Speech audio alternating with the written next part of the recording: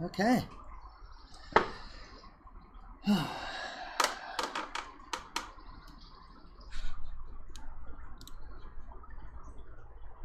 Now everything should be working just fine.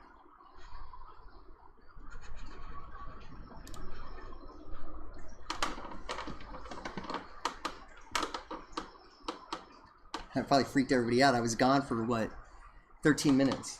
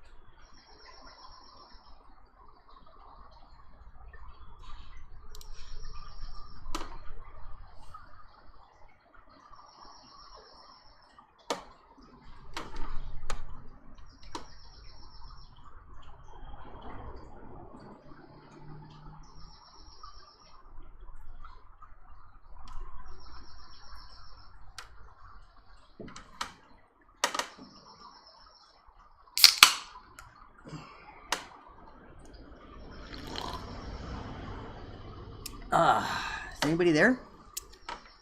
And can you hear me? Hey, what's up, man?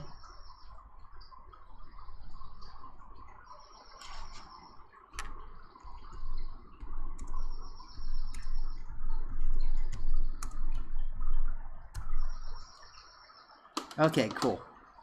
All right. So I just hit 2,000 subscribers, and then it dropped down to $19.99, I think. But anyway, I think it's going to hit 2,000 here pretty shortly. Oh, actually 2001 now. Okay, awesome. So there's there. That's why I wanted to come on here on a Friday and smoke a cigar. Say thanks to everybody. And see what we can do. Anyway, Monte Cristo Double Edmundo is the cigar of the day. Let's see here. Oh. It's a big one. That looks good.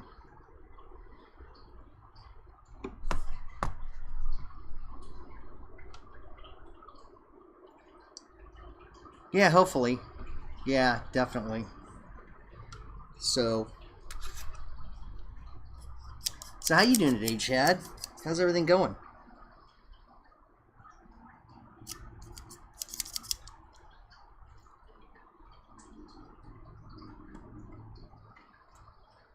Okay. It's Friday, man. No cigar? Just a beer? Well, you know, that's okay. I'm having a cigar and no beer.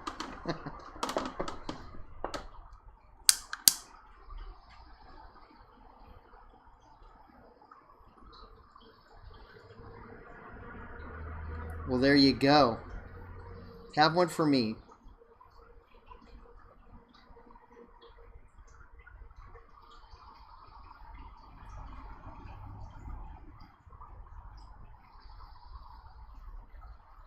So the plan is to have these on either Monday or Tuesday, but I figured when I hit 2,000 subscribers, I might as well just do a little quick, I don't know, what do you call it, stream.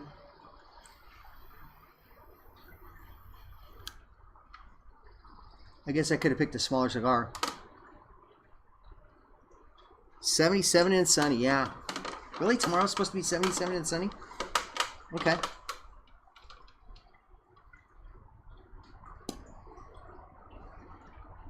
I'll go with that.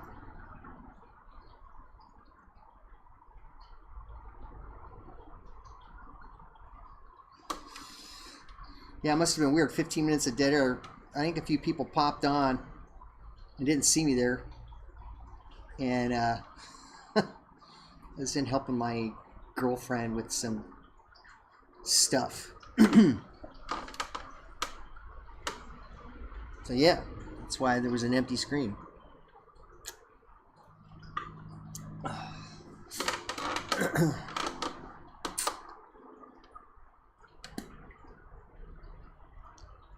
Looks like it's just you and me today, Chad.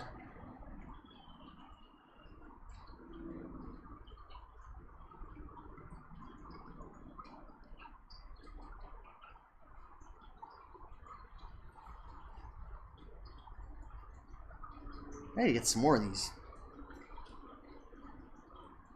Big cigar, but bit of a time commitment.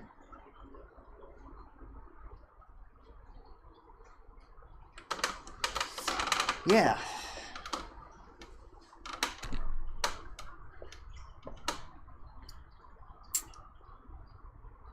Just glad to be here too.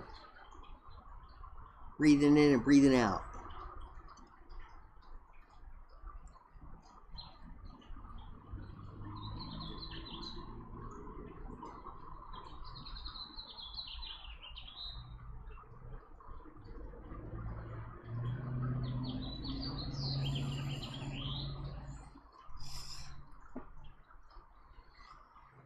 Whew.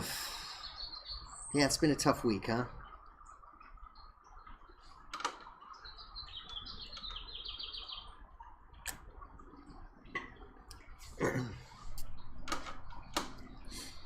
Well, hopefully by April 1st they're going to open things up around here, which will be kind of nice.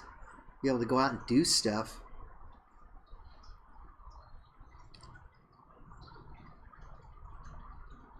Well, that's good. Very good.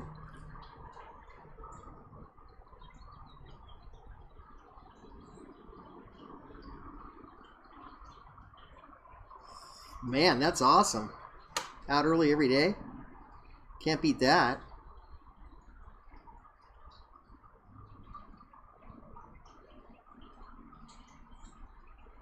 Can't beat that at all.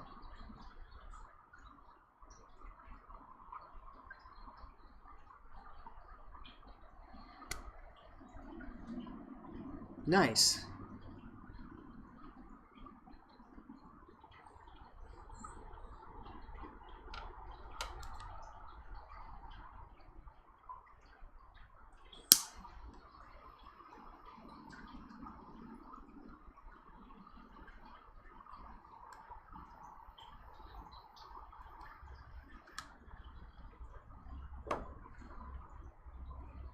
Hey, what's going on, buddy? Did you pop in earlier and then didn't see me and then popped out and then popped back in? I was helping my girlfriend with some stuff.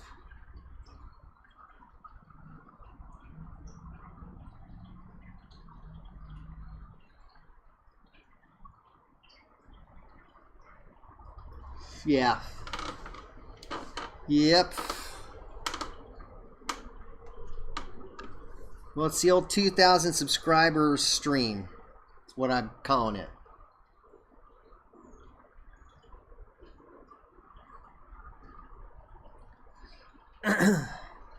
Figured I'd say thanks to everybody for subscribing to the YouTube channel. Much appreciated. There we go. That'll work.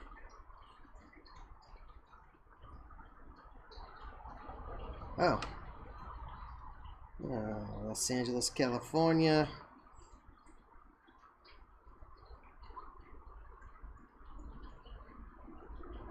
Store double. Edmundo.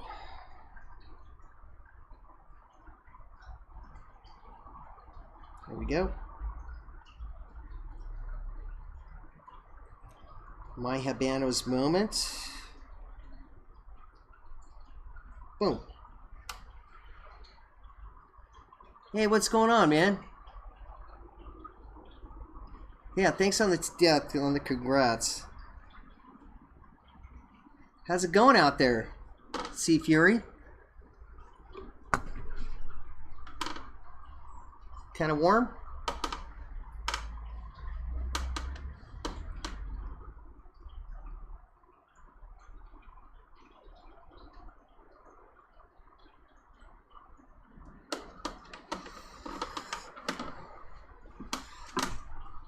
Whoops. Just kicked the camera.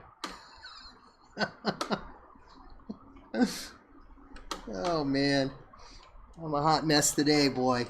Just a hot mess.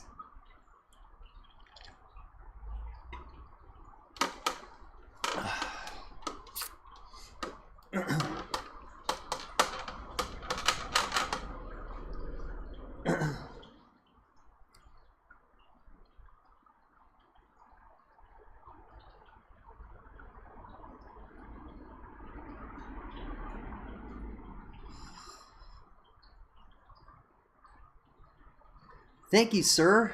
Appreciate it. Much appreciated. Yeah, 2,000 subscribers. That's a milestone and a half, I think. It's taken a long time to get there, but you know, I'm just a normal kind of a guy. I just do cigars, so I know there's a lot of other people out there that are way more popular than I am, but I'm grateful for all 2,000 people that have subscribed to the channel. That is absolutely for sure.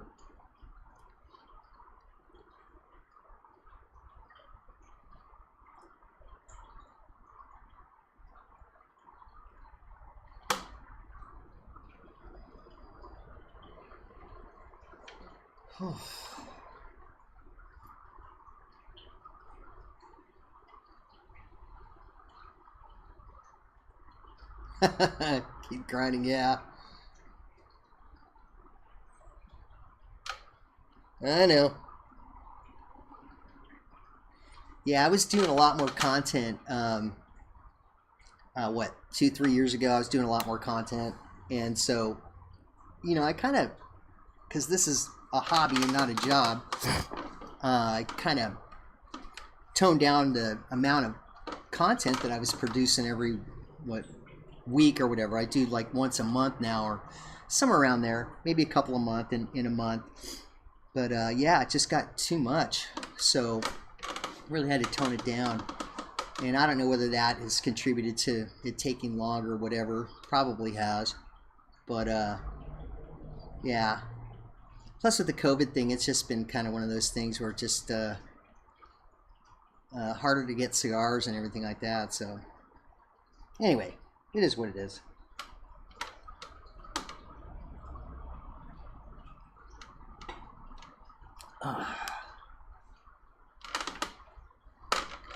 Yeah. Yeah, I guess eventually, yeah, it'd be kind of cool. Definitely not going to make money off of this, that's for sure, but maybe a lot of friends, right? Lots of friends.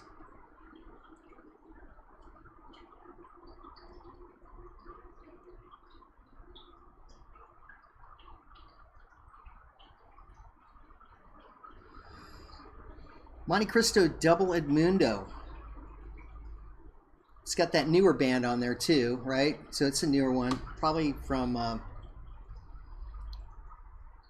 I just picked it out of the Humidor, so I'm not sure exactly what year this is from. I want to say 18 or 19 is what I want to say. Yeah, money is good. Let me see here. Monte Cristo, let me see here. Edmundo. 2018. Yep, that's when it's from. Because I did a review on it. Last one. It was a single in this bag in the Humidor. It's got a cracked wrapper. And yeah, kind of like me, a cracked wrapper. Got a cracked wrapper. So how's everybody else doing on the Friday, man? Everybody good? Keeping it real? Maybe not keeping it real? I don't know.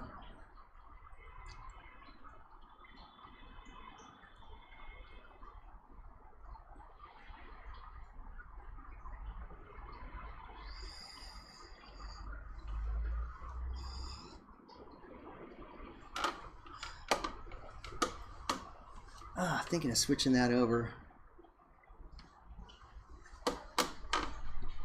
Yeah, a buddy of mine was in town, and we went to Went to Hollywood. I hadn't been on Hollywood Boulevard in years.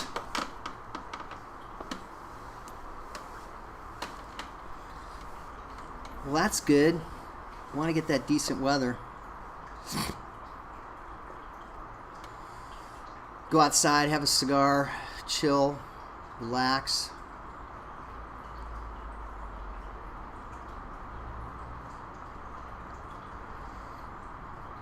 Yeah, Hollywood. We were just on Hollywood Boulevard, and there's some places that are starting to open up now. There's some bars and restaurants and stuff.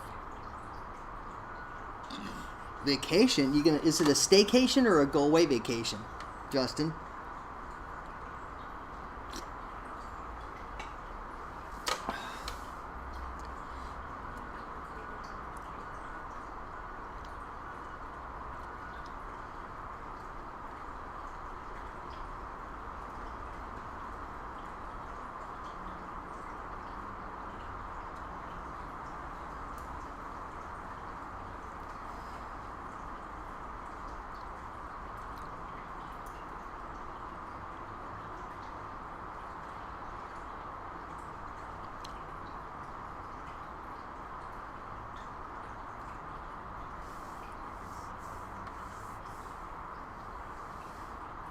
Calistoga.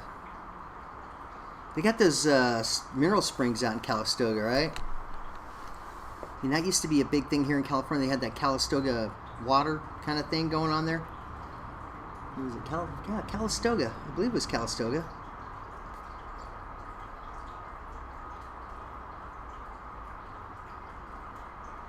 Ah, awesome. That's good. Very good. How long are you going to be out there for? In Calistoga? A few days? You going to be camping or doing stuff like that, or staying with people, or in a hotel, or 2 nights? In the wild? Just to give you a disclaimer, I'm like a very bad camper.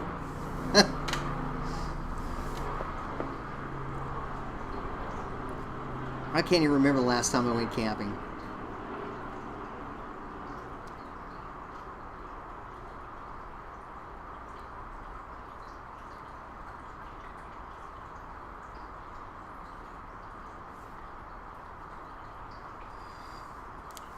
See, that's my kind of vacation right there. Hotel. I like that. That's why I got a job as a flight attendant, because I go places, I travel, and then, I stay in a hotel, which is great. Room service, clean sheets, all that stuff. I like staying in a hotel.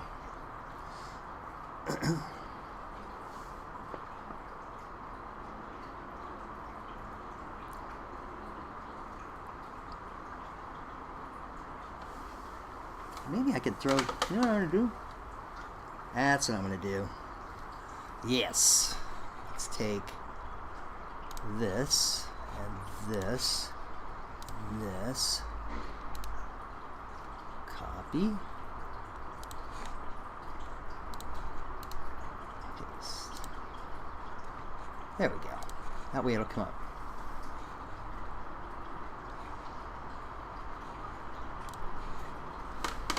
Awesome.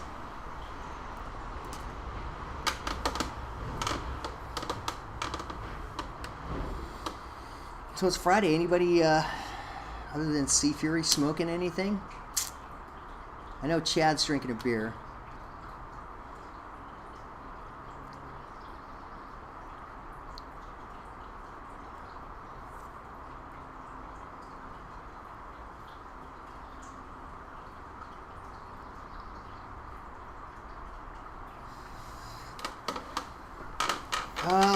Napa.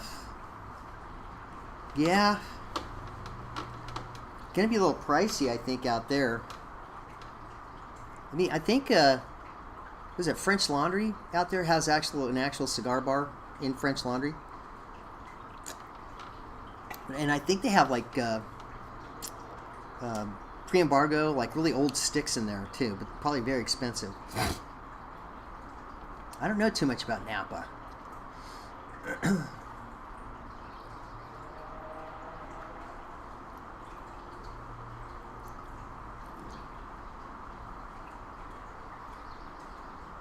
Yeah, things are still kind of a little bit closed down. I think April 1st is like the big open up day. I think Disneyland is going to open up.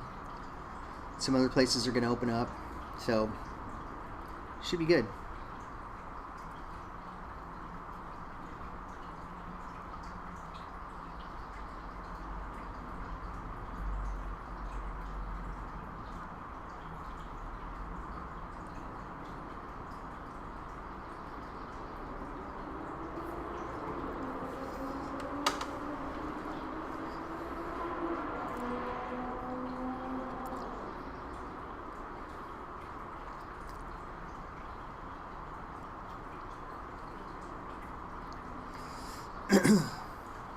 Yeah, I hadn't been in Hollywood Boulevard in like, God, had to be like over 20 years I hadn't been down there.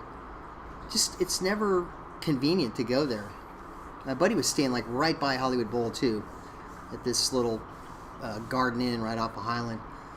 And so we went walking around down there for an hour or two and just checking out the sights and stuff. A lot of street vendors and things like that. And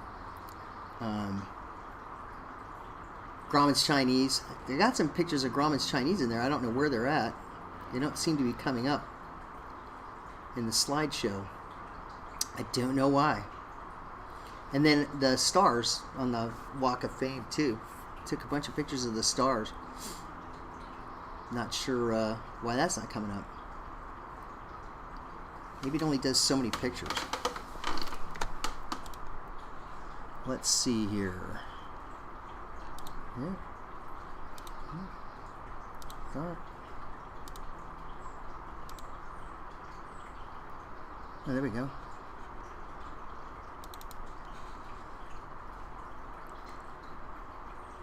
Loop.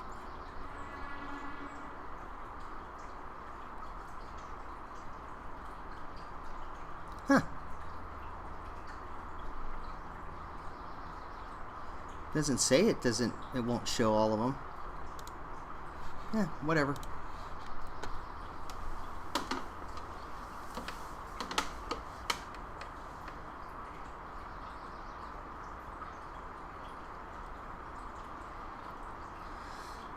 Yeah, Rafael Gonzalez is a good stick, man. I'd say go for it. Now that Pantel's Extra, that's going to be a long thin cigar, shorter smoking time, and but Rafael Gonzalez is good.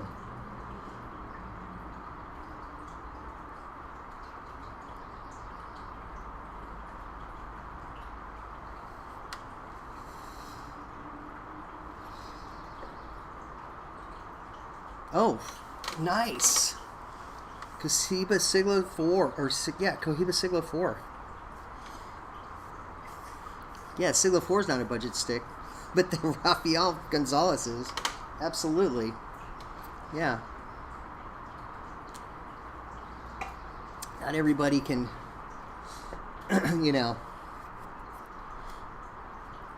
spend them dollars like that. Ah, last one. Yeah, but you can get some cigars out there, right? I mean, you're able to go to a casa, or are you too far away from all of it?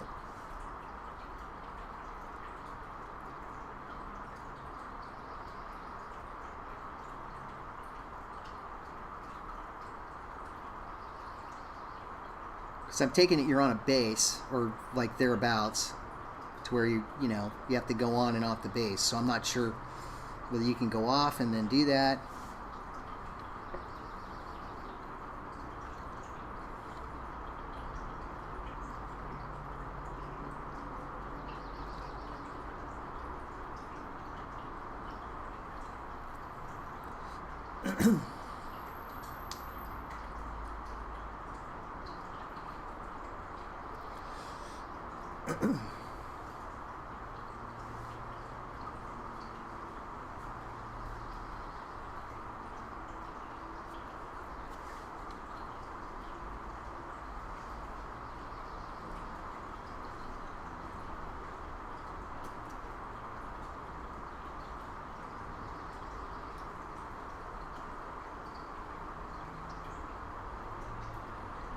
Oh, wow. They doubled it? God dang. Yeah, so it's like... Yeah. What's the point, I guess, huh? Right? Doubled the tobacco prices. I always thought the Middle East was... I always thought the Middle East was very tobacco friendly, but I guess everybody's just piling on that train. Right? Wow.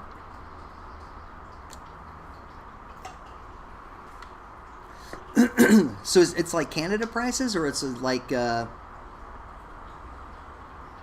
You know, Canada prices are really high. So I'm imagining it's like Canada prices, right?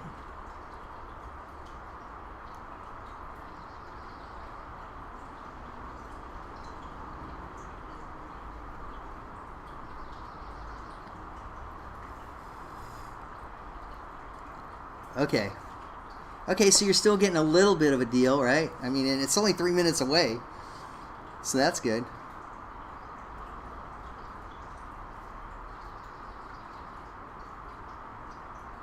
How much cheaper is it over there? Because I don't do any travel over to the Middle East at all. Is it like half of what the Canadian prices are? More like Cuba prices in the duty free? I would imagine it is.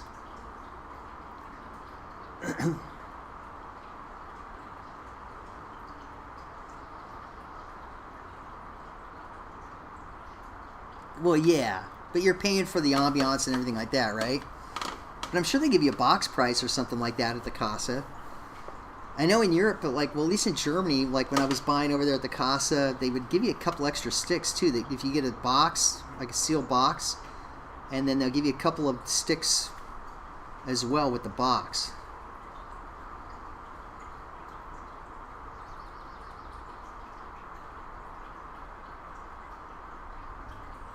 Yeah. Yes, it is. Crazy. Well, the UK, Australia, and Canada are, I think, probably the highest out of all of them right now. Although everybody's starting to catch up.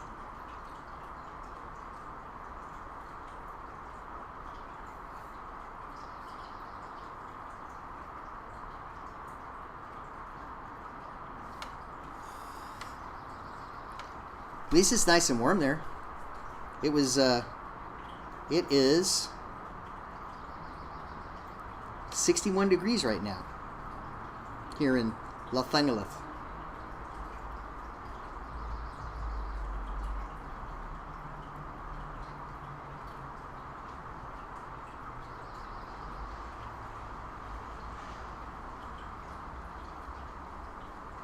Huh.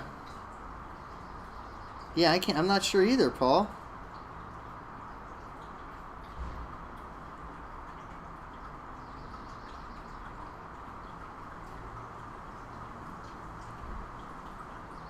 I don't know why you can't see it in the live stream. I'm not sure. Wonder if other people are having that issue too. If you're having that issue, I've got to figure that out, because if people can't type in the live stream, I don't know. I would think. Let me see your live chat.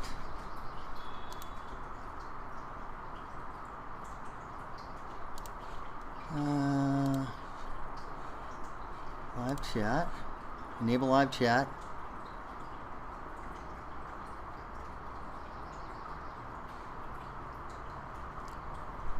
I mean, it doesn't say there's any kind of a block on there or anything like that. Let me see here.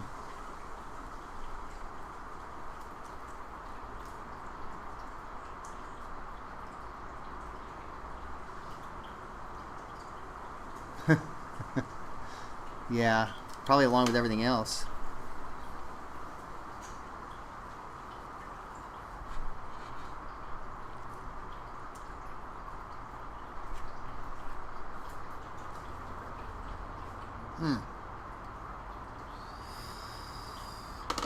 Wow, now that's a deal. That is a deal.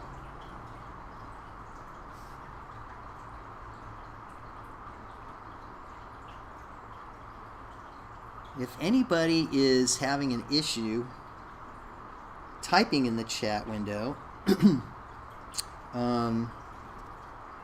email me, dude90077@gmail.com. Let me see if I can look this up. People in live stream can't chat.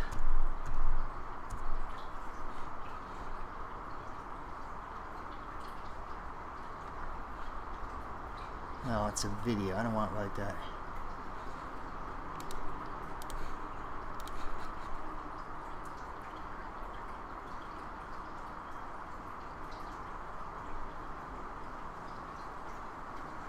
It will work. Just go to the settings and find it. This recently happened to me. YouTube doesn't help. When I click subscribe, notification bell does not appear. Plus in live streams, it doesn't say live chat.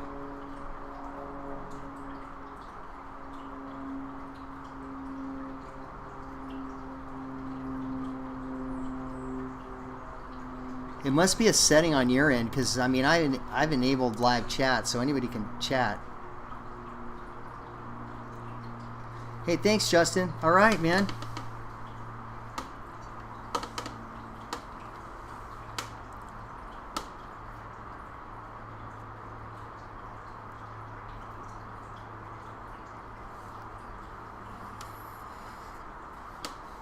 Yeah, because I got all the chat settings are all. It's enabled. Live chat, enable. Allow live chat to replay. Let me see here.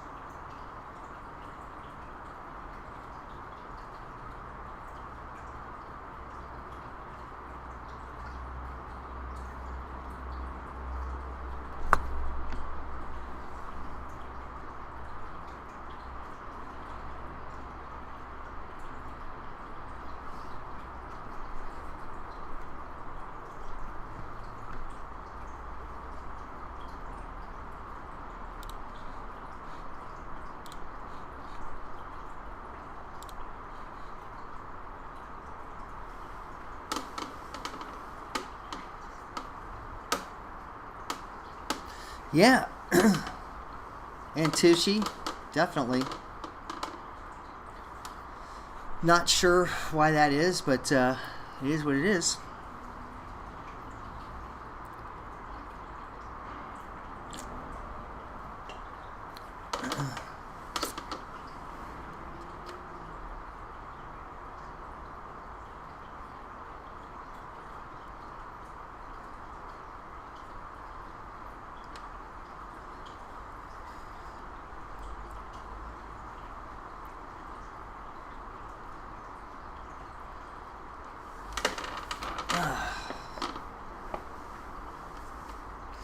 Yeah, you should have stocked up on all those, on all the cigars and duty free.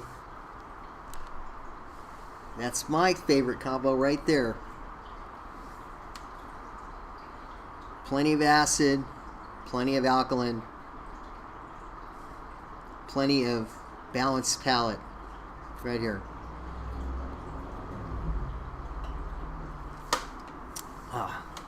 And my buddy in Florida, he has, I forget what kind of acid it's called.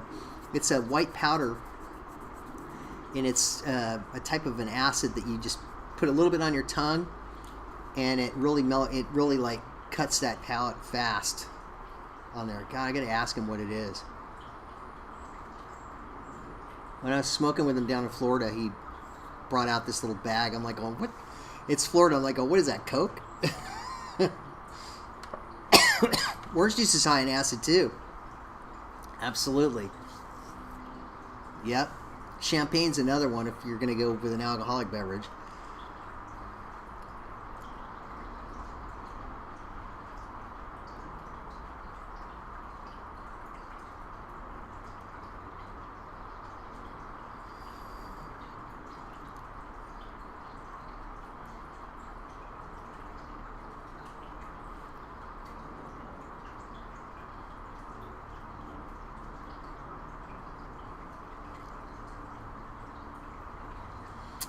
God, that slideshow is not showing all the pictures in the folder.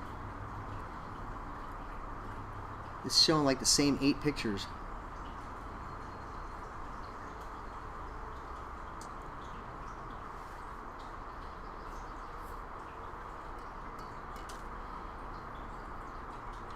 Yeah, I was talking about that before, you know, how, I mean, when you start getting into the heavier whiskeys and stuff like that, it's not such a good combo with your cigars, but, you know, everybody's different. Yeah, that's my go-to right here. I was doing Coke Zero for a long time, and then I figured, you know what, as little Coke as I drink,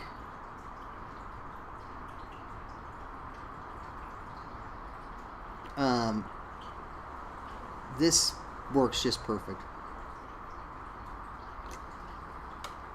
Surface mold. Just wipe it off and smoke it. Or send it to me. I'll smoke it.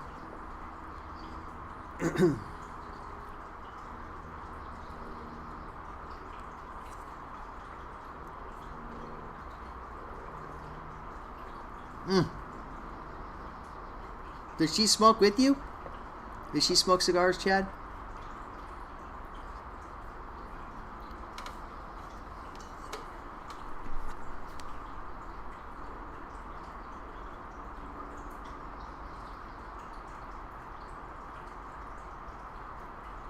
Hey Paul, try typing something in. I think you're okay.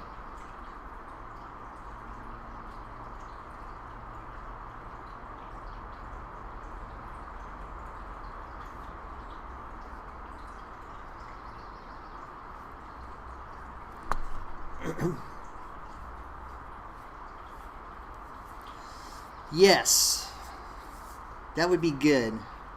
I think I can stream Zoom through OBS through, well, Zoom would just be, there you go. You're in, Paul. Must have been a glitch.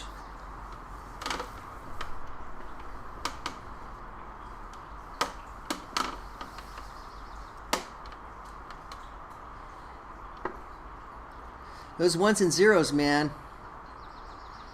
You never know what's going on with those ones and zeros.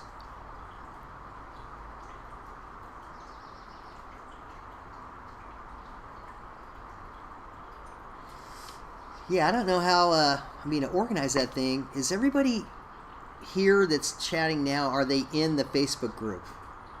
Because maybe I can do the link over in the Facebook group and everybody can kind of join in and I can give the thing over there. I don't know how much that costs, though. I think Zoom is... I think it's free for so much, and then... Oh, let me see here.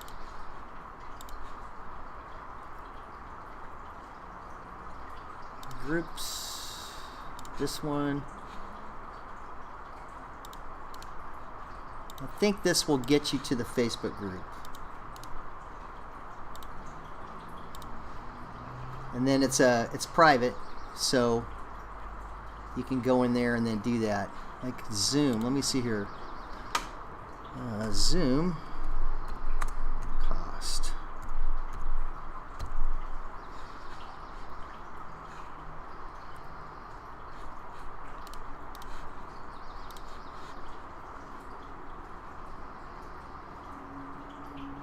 Oh, so I can go 40 minutes on Zoom, huh?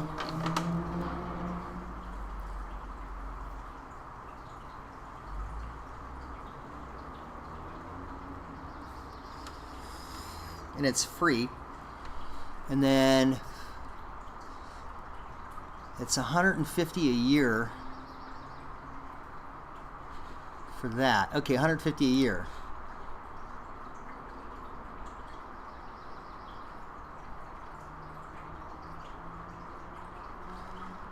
Yeah, that would work, I guess. Yeah.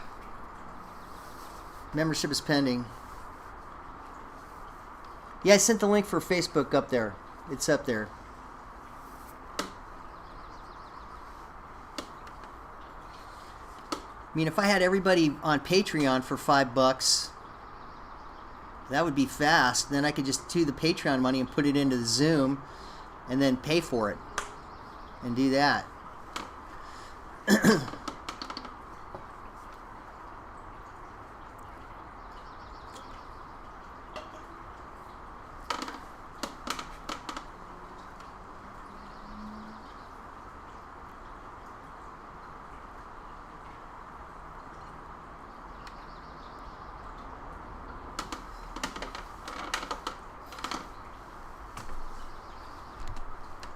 Yeah, Zoom is what, 40 minutes for free. Let me see here. Is it going to ask for a credit card?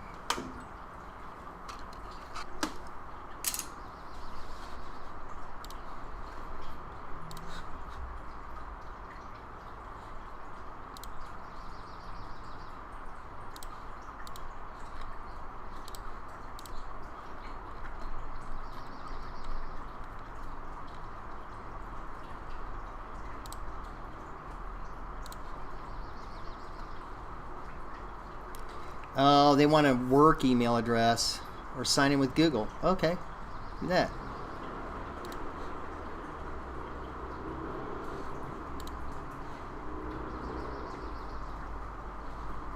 Create an account.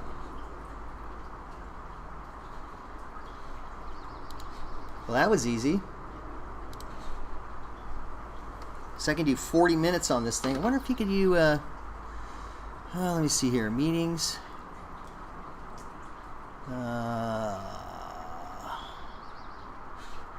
Schedule a meeting.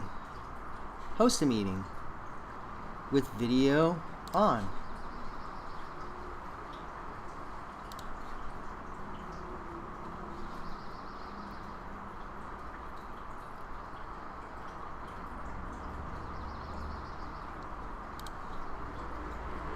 We want, oh man, it's gonna do that. It's gonna do, what a bummer.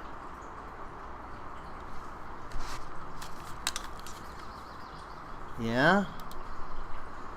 And do, okay, there we go. Blue snowball.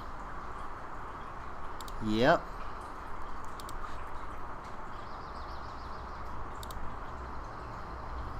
Okay, so how do I send out, let me see here. More.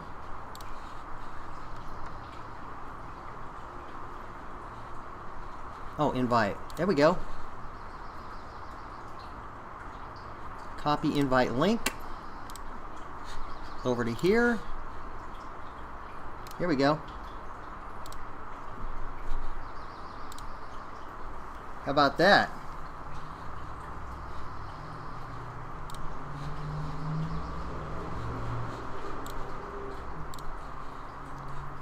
And where's my video? Yeah, yes. Oh, it's not able to do it because, okay, because it's already sharing it on the other one. There we go. Got one person.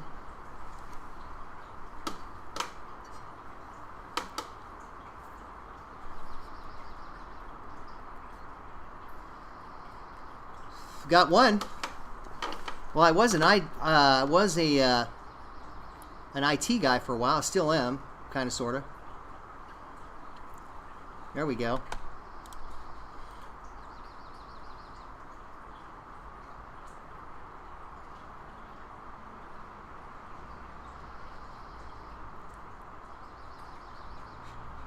Yeah. There we go. Yeah, I think, oh, mic and camera. If I go, okay, so what's going on with the camera now is I'm doing the video camera from, it's not letting me use the EOS. If I go like this, it'll do it. Like that. There we go. On the zoom. It'll let that roll. Oh, your stuff. Got it. Yeah.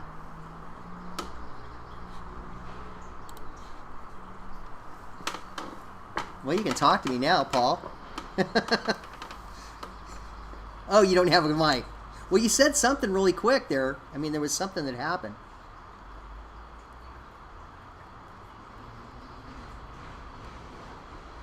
Got. There you go. Right on. So if anybody that is on now, if you have Zoom, you can click on the link that I just put in there in the chat on the live stream, and then there, paste. I think that's the same one. Yep, there it is.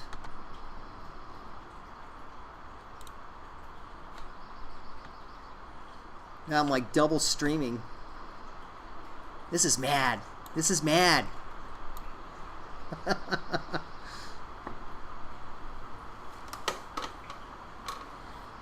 But it's only for 40 minutes. So yeah, so I will. And it's, oh, it's using the blue snowball. Oh, but the speakers are here. Got it. Yeah. So I got to put on the headphones again.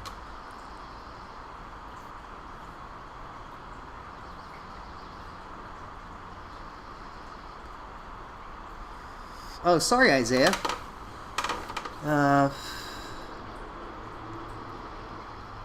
Yeah, T Corona Extra. You know what? There seems to be a little bit of a trend of people that are starting to, you know, smoke a smaller ring gauge cigar. So I'm hoping that that trend is going to continue. But I mean, with the prices of Cuban cigars going up so high, it's kind of difficult. I guess, you know, people want to get more bang for their buck, so they're gonna want to get a bigger cigar.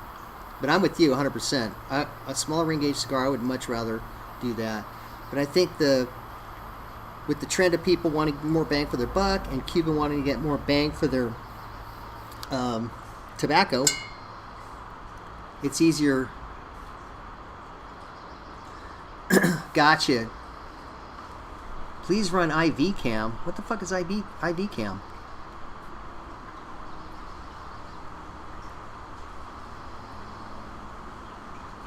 Oh, there you are.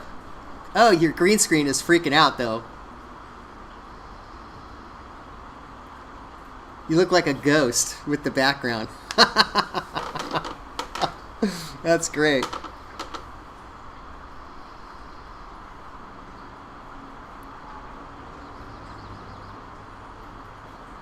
Yeah. No worries, man.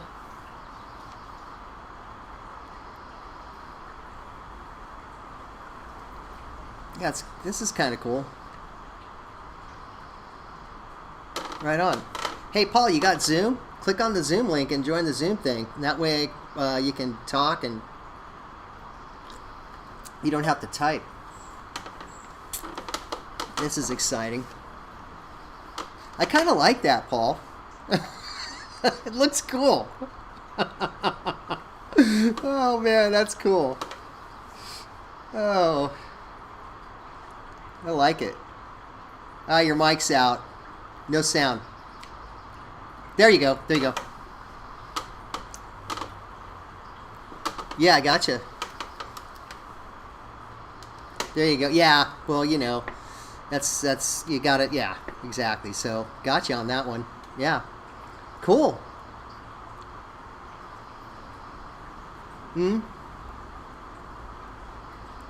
That's all right. That's cool. At least I can talk to you. Oh, there you go. You got it. You did whatever you did. It got clearer. Yeah, there we go. And you got your. I don't know. There we go. Okay. Nice. There we go. I like. Oh, so you look like you got like a gamer thing going on there too. You look like you play a couple.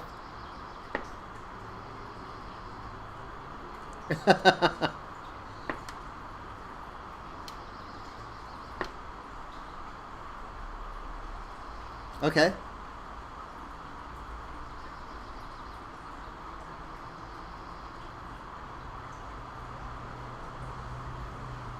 There you go, yeah. So it looks like it's kind of a single kind of a thing going on there? Okay.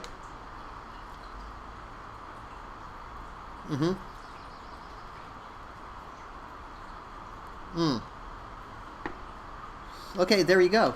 Nice. Very nice. Yeah, I like that wood floor there too. It's nice.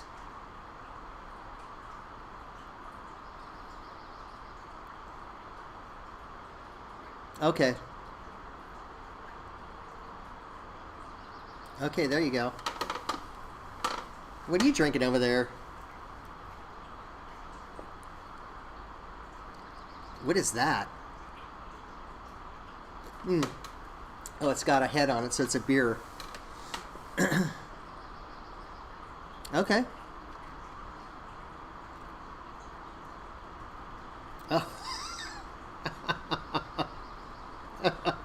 That's great. I like.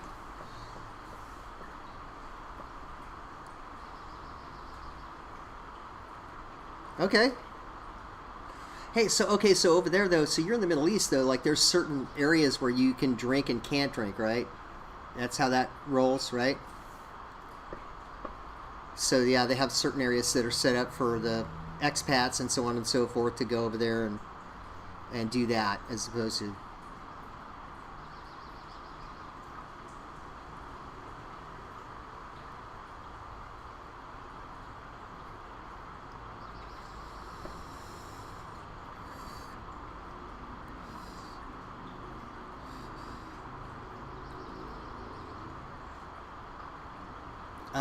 and that's hard to get probably.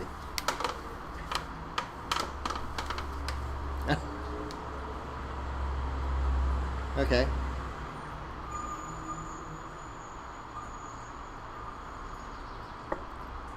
Right. Right. Oh.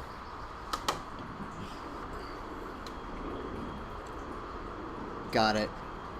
Yeah. So it's yeah, and then what? Well, in Canada they have the LCBO or whatever it is, liquor license, liquor control board, where you go buy your liquor, and then you have the beer store where you buy the beer. Unlike here in the States. Oh wow.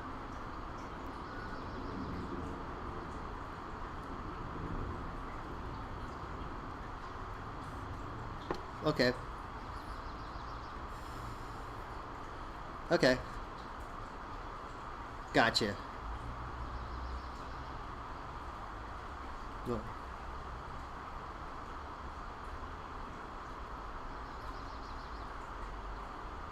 yeah. Yeah.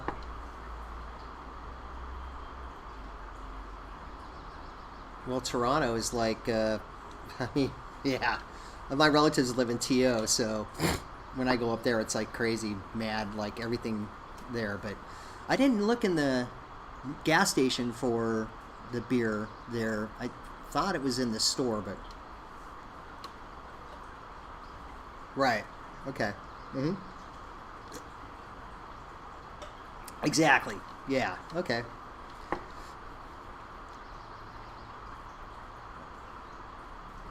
Okay. Yeah, and those provinces, I mean, I've heard that they, with their buying power, like the Ontario province, I think is like the biggest buying power out of all the provinces, and they can actually like control like the wine, the vintners and stuff like that, and they kind of hold them over the hot coals, and say you need to do this and this for us because they have such buying power and such amount of money that they can spend that these people kind of get beholden to them, and if they cut them off, then they kind of get screwed, in that sense because of their buying power. That's what I read. I read a story about that in there. Yeah, but I mean, geez, it's crazy. It's crazy. But I mean, it's kind of like, like the various distributors throughout the world for Cubans, kind of the same thing. I'm sure that they can set something up where they can go to France and go, hey, we want to do the Chateauneuf de Pop. We're going to put it in our little thing and call it a day and import it into Ontario, kind of a thing or whatever. So, which is kind of nice.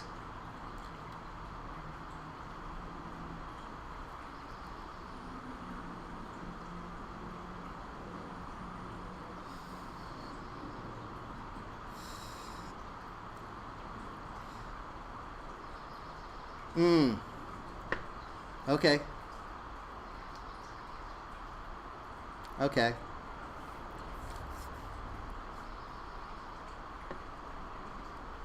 Yeah, I mean, God, every time I go up to Toronto, I'll buy 6 cigars, and it's like 175 or 200 Canadian dollars. It's crazy. Yeah, I mean, there's a place in Toronto called Casablanca, and he's got like a lot of older vintage cigar stuff in there too.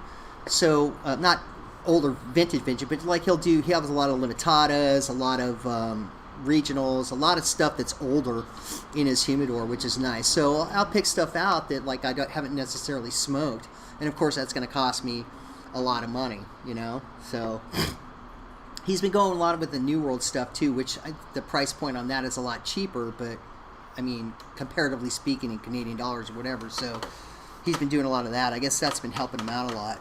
But I mean, that whole thing not being able to smoke in a lounge, I mean, that's like the most ridiculous thing I've ever heard. Yeah. Yeah. I mean,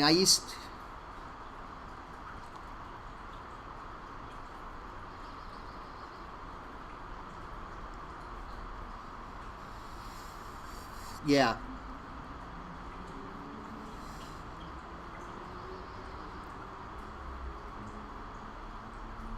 Yeah. Yeah, it's like crazy. It's totally nuts. I mean, that was my whole thing because I would do IT work up in Toronto, and I would rent a room at the Hyatt, which was great. It's right on King Street, right in the heart of everything, and they had smoking rooms back in the day. So it was awesome because I could, you know, grab a bunch of cigars at Casablanca, go back to my room, and just chill and smoke cigars and stuff like that, which was really cool. So, but they don't do that anymore. So, uh, they have Airbnbs there with balconies, which are, you know, but if you're in the middle of winter, like February, forget about it. I mean, that's like, you're going to get frostbite sitting out there.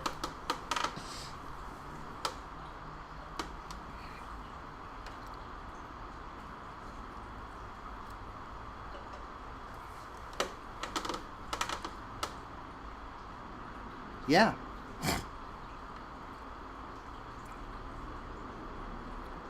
Yeah. Yep. Yeah, it's like crazy. Yeah, I mean, now Australia, I'm not sure about, like whether, because there's a guy in Perth that has a lounge. I think you can still smoke in a lounge in Perth or parts of Australia. I think that you can do that still. They might have grandfathered them in or whatever. I don't know. But Canada, I know, is just like nothing. And then Montreal. Oh yeah, like all over the U.S., it's still, you can have a lounge. Like here in California, it's getting worse and worse. But there's still places where you can smoke in a lounge in California. But right now with the COVID thing, you can't. It's, you know, they got that all locked down. But I think April 1st they're gonna open things up a bit, so that's gonna get better with that. But yeah, over there or in Canada. Oh wow. Oh wow.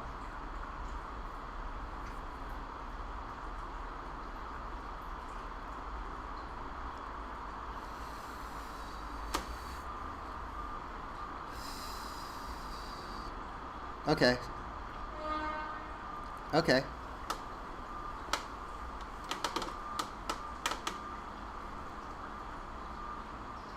Right. And I hear Papua New Guinea. I just read about them that it's like really uh, bad there right now in New Guinea. And it was like the best place. Like I don't think they had a single outbreak, and then all of a sudden they've just gotten inundated with that. So they got someone was. I know. I saw that. So anybody over here on the YouTube stream, if you can do it, we're doing a. There we go. We're doing a Zoom call real quick. Do you want to hop on in there? So yeah. Yeah. So I've been trying to do these on Monday and Tuesday, but I figured with the 2000 thing, I'd pop on here real quick and say thanks to everybody that decided to join in. Yeah. Thanks, man. I appreciate it. So, Tooch, he said that he tried joining, but it didn't work for some reason. Now, would that be on my end?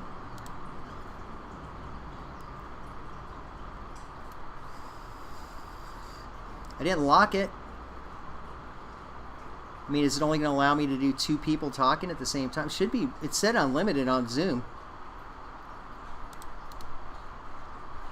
I mean, that's what it says. So, I don't know. That's weird. How I wouldn't let him in. Huh. How's that Siglo for you?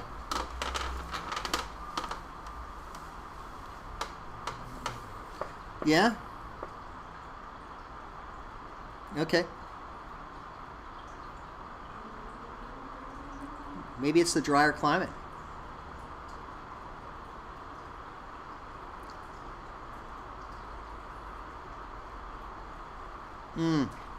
Yeah. Okay.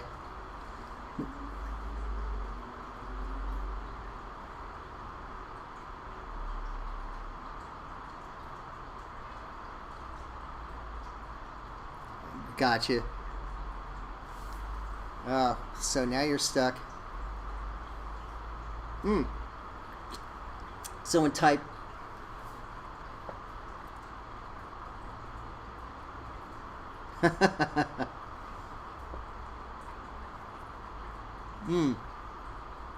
The punch short to punch, I've kind of someone on the YouTube stream, I'm gonna just let them sit in the humidor and just let them sit for a couple of years, I think, and then see how they and go back to them, because just was very unpleasant smoke. So, you know, that's what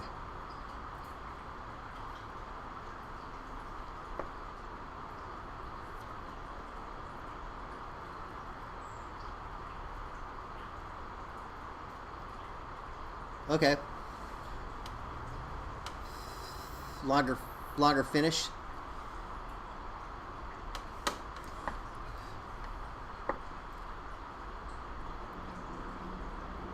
Okay. Yeah, so the punch short to punch, I'm gonna AM3. I'm gonna let them just sit in the humidor for a couple years and just try and ignore them and see how they go. And that's one of his favorites, the punch short to punch. They're kind of going for that too, that smaller, fatter kind of a cigar, like the K d'Orsay, like the 50s and the 54s, which are, you know, smaller. And yeah, I mean, but it makes sense, all right? You got all that tobacco, and if you cut it in half and sell twice as much, and those K d'Orsays are sick expensive, like right out the gate, so they got a winner there.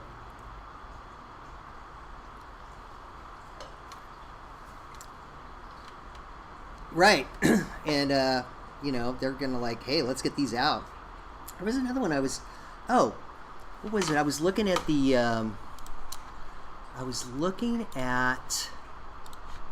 Cuban Cigar website, and you know how they did La Excepcion. Oh, Maria Guerrero.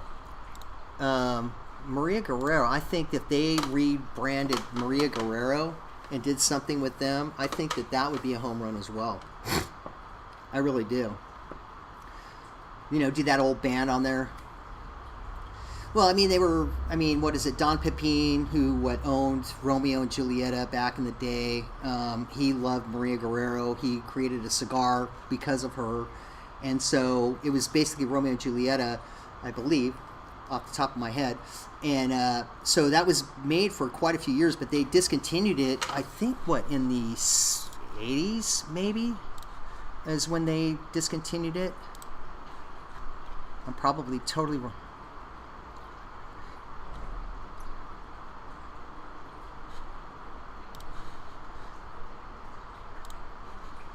Oh, okay. Yeah, yeah, so the Maria Guerrero line was discontinued in the 80s. I just looked it up. And so, but it was a little bit different than the Romeo and Julieta. It's a little bit more muted, a little bit more mild, but just, to me, a really nice cigar, and a bit like the Romeo line where you were a bit surprised with stuff. Romeo is kind of like a box of chocolates for me, so you never know exactly what you're going to get with the Romeo. And that's what I appreciate about that brand. I mean, I know people like to be locked into something like, a Monty 2 is a Monty 2 is a Monty 2 is a Monty 2, and they like that, you know what I mean? They don't like being surprised. And sometimes with the Romeo, I mean, it's like, oh, this is the best cigar I've smoked in so long. And then other times it's like, where's the flavor, you know? Like the short Churchills and the wide Churchills that I was smoking, the newer ones, and it was like, where's the flavor? But then the regular Churchills have been pretty spot on, really good. So, yeah. Anyway, but I think that would be a home run if they did Maria Guerrero. That'd be a home run because a lot of people are intrigued about it. I posted a Maria Guerrero when I was smoking a while back, and it just got tons of likes and everything like that. So, anyway, yeah.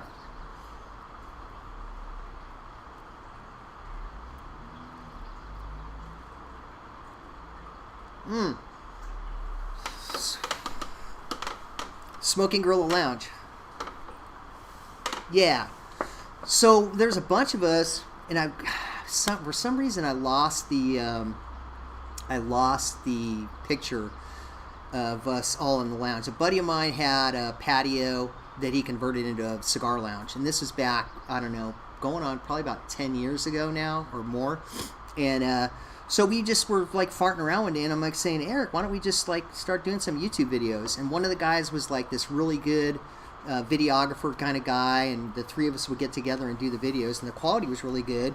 And we were kind of trying to do like a lounge atmosphere, and so it just didn't go over very well. People just didn't really like it or whatever it is. And so and then they kind of got a little bit I don't know, burnt out or whatever it is. So I decided to just do my own thing with this channel here and smoke more vintage stuff and more Cuban stuff and things like that, and less New World stuff. So, and that was what, 2016, I think I switched over to this channel.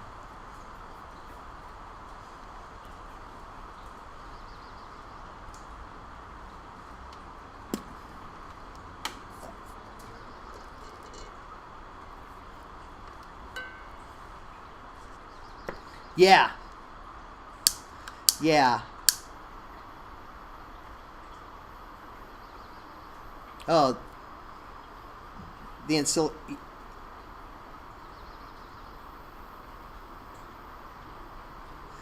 yeah, you know, and I kind of need to do a little bit more of that. And I was just been kind of hoping that Min Ron Nee is going to come out with the second edition.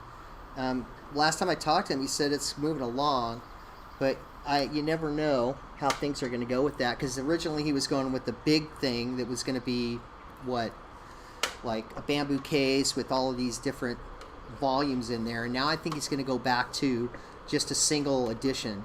So, but yeah, I mean, there's a lot of history in that book on cigar stuff, and I'm actually like, I've been toying around with trying to do a kind of a Cuban cigar history kind of a thing, and I'm trying to write out like kind of a thing as to like the progression from Columbus going through, and then maybe peeling off with the various cigar marcas that are in existence today, and kind of doing a little bit of history on that as well. Maybe put a video out there like that. It's a lot of work. It's going to be a lot of work, and to try and make it at least because Cuban cigar history in itself is kind of shrouded in a bit of mystery. There's not a lot of written history on the Cuban cigar industry, at least back, say, from the, say, 70s, 80s on back. There's not a lot. And they destroyed a bit of history, too, when they nationalized the cigar industry. So it's going to be kind of tough. So, but I think I could take some of the stuff out of the Min Ron Nee book and just kind of do a dialogue on that, and just kind of like at least mention the various brands and stuff like that, and do that. I mean, that's what I've been toying with, so hopefully I can get that done eventually.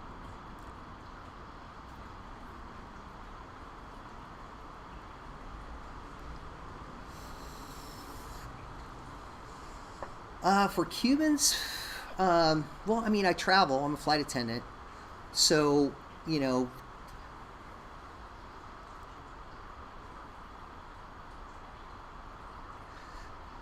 Well, it just depends. When I was based back in Newark, I did a lot of international stuff because I was an international based flight attendant. So back then I did more international stuff than I do now. When I do international stuff now, I just kind of pick it up and I can't hold it because it's so senior. So, but yeah, and then I did traveling too. Like when I, started flying, I like go, back in the day when I started flying, you could just print out a paper ticket, go to the gate, and they're like, oh, we're going to Paris. So I would just go to Paris or go to Amsterdam or whatever. Yeah, and then there would be times like back then, there would be, because now they upgrade people on the plane quite frequently to first class. So a lot of times you'll see like a bunch of empty first class seats and then they upgrade people. So back then though, it wasn't like that. So a lot of times I get upgraded to first class, which is great. I mean, as you well know, you've traveled some distances on a plane. Traveling coach and business or first class on a long distance is way different, right? So yeah, so I just started traveling and smoking Cuban cigars and doing that, and next thing you know, I don't know, I met the guy in Hong Kong, and I don't know, it's just kind of blossomed into this thing, right? It's been pretty cool, but and I've been searching though. I find a few gems here and there in the New World sector that are comparable to Cuban stuff, but a lot of it's just a different type of tobacco, I think, or a different type of flavor.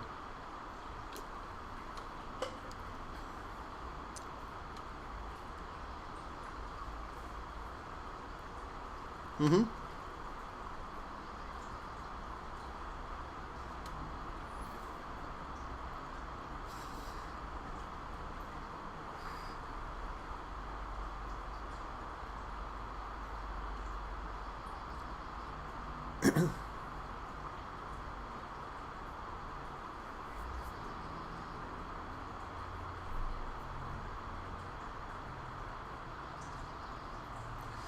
Yeah, I mean, I think people I think the way that it's set up with New World stuff though is the fact that um, they finish it off, right? I mean, their whole thing is that when you buy it, you smoke it, you don't age it. And the Cuban stuff back in the day was more, hey, we roll it up, we put it in a box, and you can smoke it if you want to, but people found out that like it's so strong starting out of the gate that you want to age it and cut that a bit, and then the aging potential on the older stuff was quite tremendous that people found out. And like I said, with the New World stuff, and even like the Cuban Davidoff stuff, I think Zeno Davidoff kind of blended his stuff comparable to the way the New World people did it. He wanted you to smoke it now, right?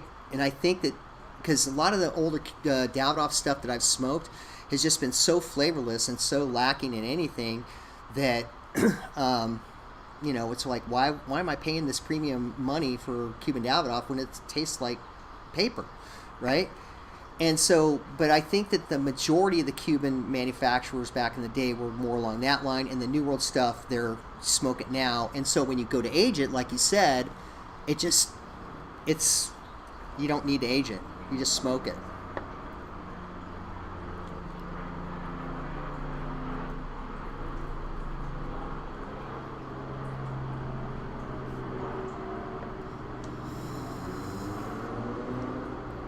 Uh-huh.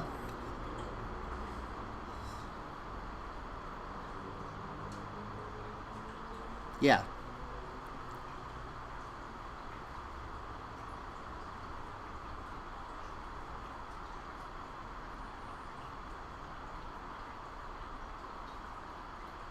Yeah.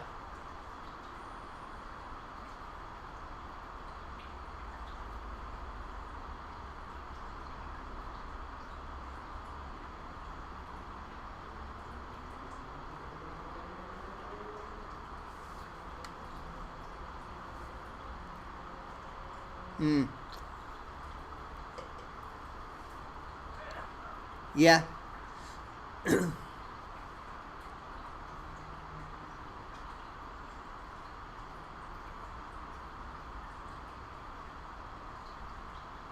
Yeah.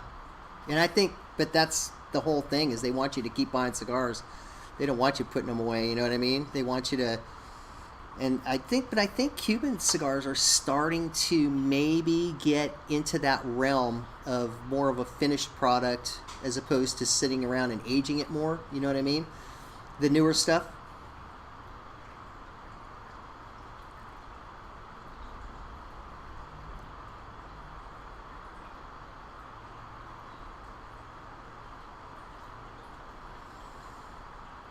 Yeah.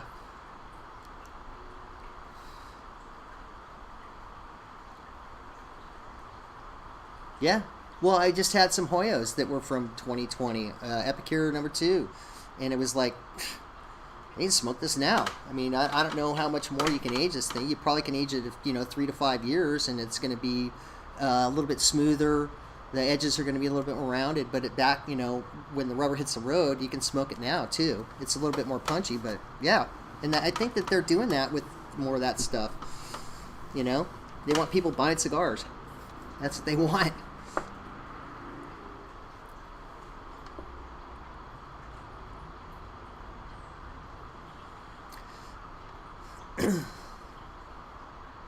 I think the fermentation process is one of the things that they're probably doing a better or a more a longer fermentation process. Better job on the fermentation process. I think also with the newer tobaccos that they have out there, that it's not like the old, the Criollo 99, the Corojo 98, or whatever it is that they had back in the day, and they've created these new strains of tobacco that they can grow in areas that they couldn't produce tobacco before, but now they can. And I think that's kind of like watering down the overall effect or whatever from the tobacco. I think that's my own personal opinion, of course, being a knucklehead that I am, just kind of reasoning in my own mind, but I think that's kind of what's going on. And so you have this newer tobacco, and it's just going to be different, and they've done a good job of taking the blends and using this newer tobacco and blending it together to the the different marcas and stuff like that, where they're going to have those various tasting notes in there and stuff. But I still think it's more of a watered down version than the stuff that was back 25 years ago. My personal opinion, So, and that's just the tobacco.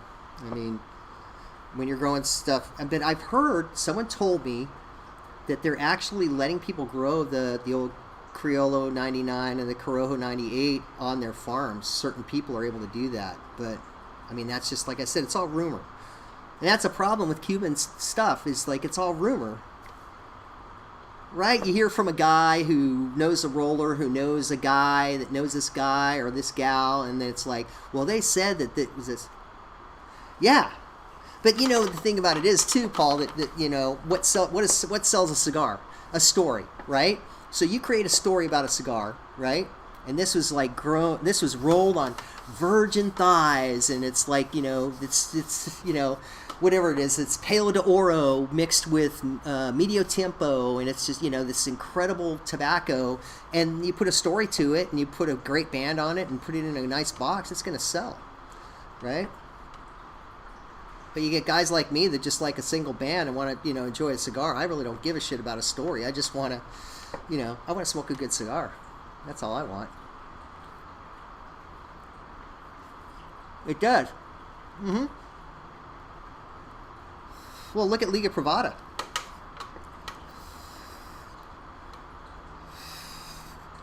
Yeah, I mean, look at Liga Privada is like a prime example to me of great marketing, great stories.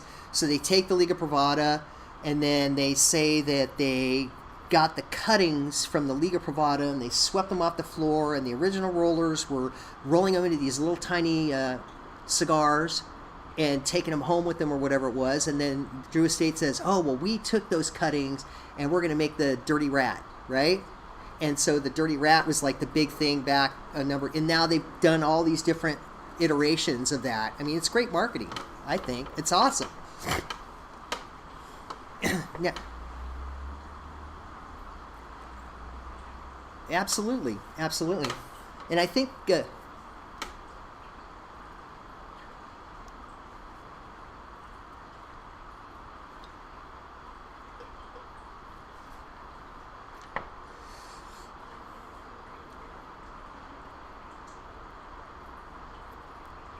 No. Yeah. Mm-hmm. Yeah.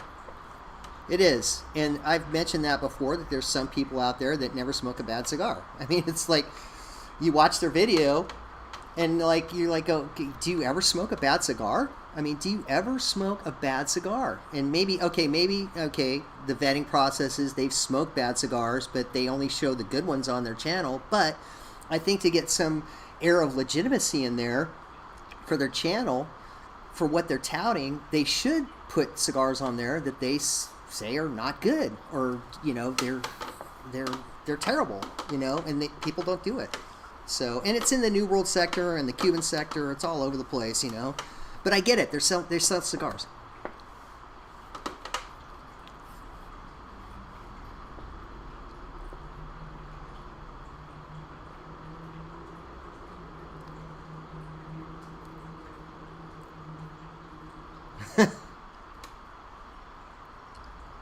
Yeah. Yeah. Yeah, I know. So, and I've been toiling with the rating system too, because the rating system's so flawed. The original one was made by, well, not probably the original one, but James Suckling was the guy that started out with Cigar Aficionado, right? And he created this rating system, and you can look it up online. And but when the rubber hits the road, at the end of the day, I think about 30 points of that is your own personal opinion on the cigar, right? So every cigar is going to score around 70, and then 65 to 70, and then you got another 30 points of your own personal opinion. So, but it's hard because people are so flawed, and people bag on Cigar Aficionado, but I mean, at least they have something in there. I think, what is it? Is it Cigar Dojo and Half Wheel? Half Wheel, I think Charlie Minato, he actually revamped that spreadsheet, and when he smokes a cigar, he doesn't even know how to tweak it. So, yeah. I don't know how much more time we got on this thing, but yeah, it says it's connecting, but then, okay, he's muted. And then,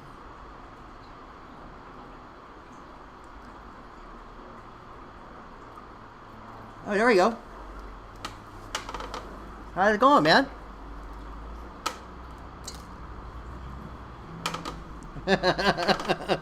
It is. It is. Yeah.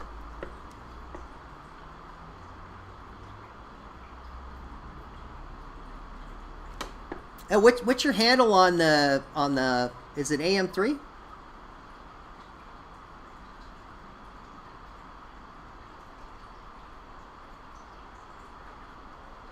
Oh, okay, gotcha, okay. Yeah. No, but on the live stream on YouTube, what's your handle on there? Okay. Okay, so I didn't see you in there. So you just popped in. You just saw the link and then popped it. Gotcha. Okay. Yeah, I'm just looking at the chats.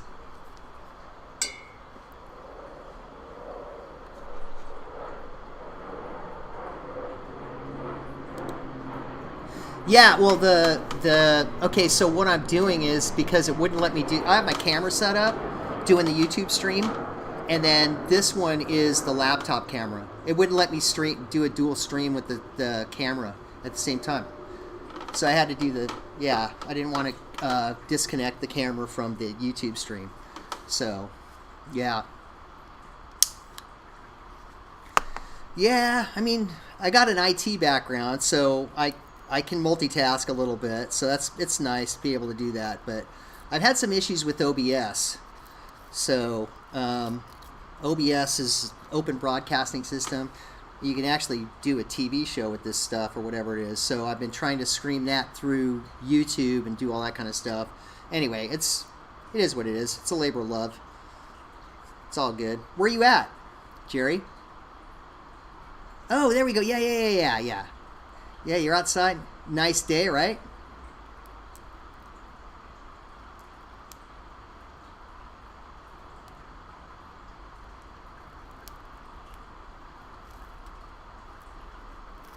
Yeah. Paul's out in the Middle East. Yeah.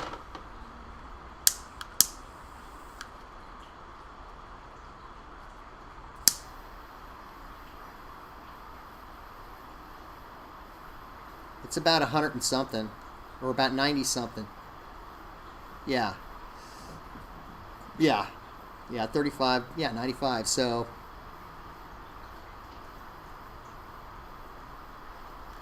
yeah, what was it, what is it, Jerry? The coldest winter I ever spent was a summer in San Francisco.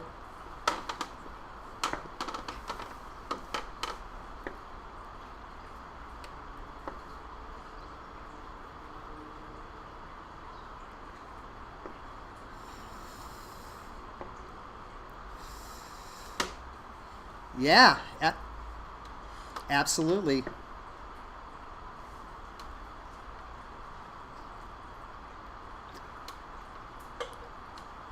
You can tell who the tourists are, though, can't you? Yeah, absolutely.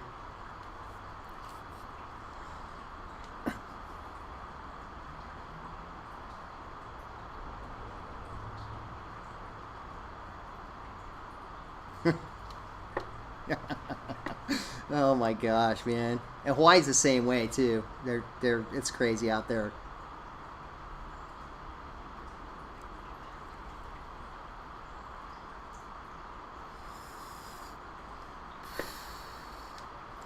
Yeah, they're making a ton of money. I would think they're making. I know. I'm friends with one of the guys on Instagram that works over at Famous Smoke, and when this thing broke out, he was just like going, "Oh, this is just mad. We're like working 24/7 overtime. You know, people just started grabbing stuff left and right." So I think these have mellowed out a little bit, at least in the New World category. I think Cuban stuff is right still a little bit sparse out there, right?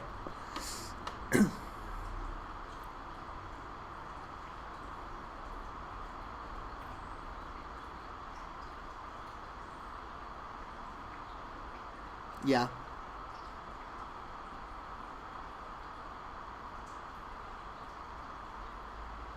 Mm-hmm.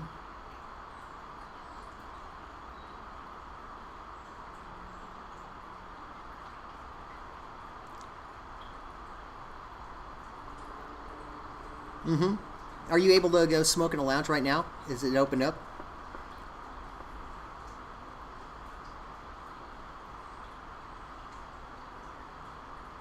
Okay.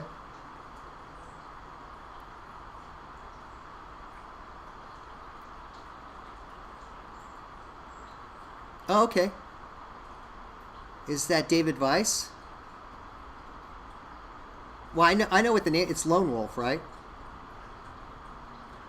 Yeah. He's a character. David Weiss is a total character, man. That guy, I love talking to him.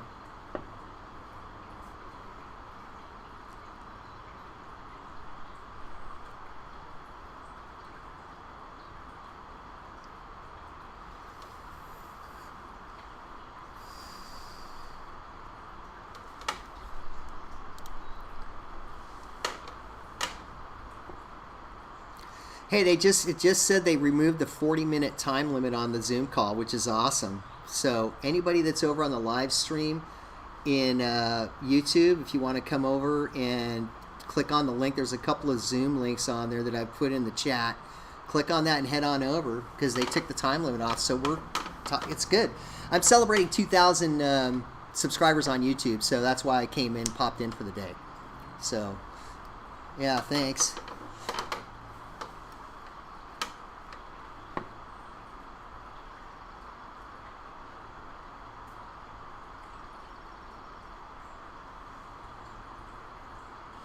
Okay, that's good. I like hearing that. Yeah, I was talking with Paul. We're like, I'm thinking of doing a kind of a Cuban cigar history video, which is I've been watching Ken Burns baseball, and I kind of want to do it like that, with the kind of sort of like that kind of a way, and just have something out there where at least there's some type of history or something like that out there. So I don't know how long it's going to take me to do it. It's going to take a while to get everything together, but I'm looking forward to doing that. And then I'm going to get some more Cuban stuff going here. I think within a month or two. Hopefully, I'll be getting some vintage stuff going on that too as well. I've run out of cigars basically. So I've got a couple of New World. Yeah, I mean, I have run out of cigars at this point in time. Just, you know.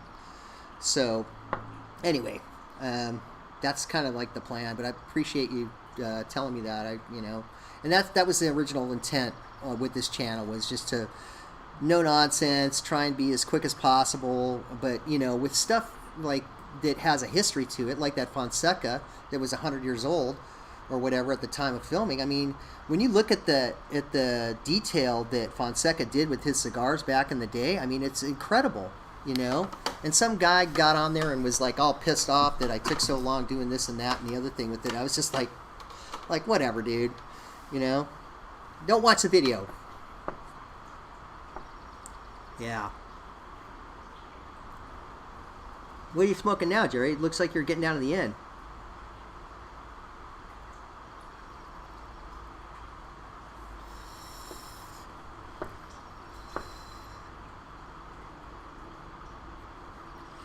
Yeah, I smoked those egg rolls. I think they had the egg rolls that were out there for a little while, the punch ones, the New World punches. Yeah, those were an interesting little cigar, and they were punchy. Yeah, they definitely lived up to the name. Absolutely.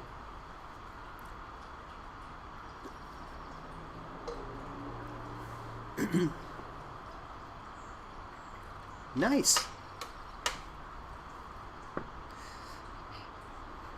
There we go. That'll work.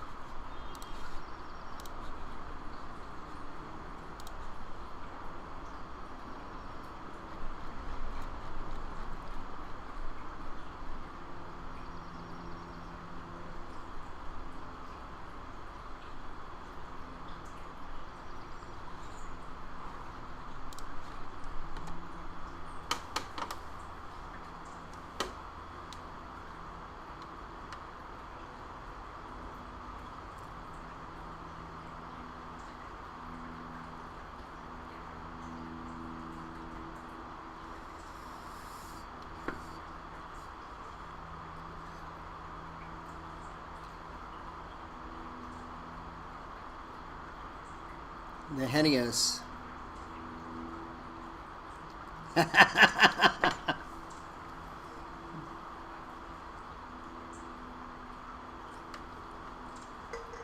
Yeah. No. 2008 was the original release.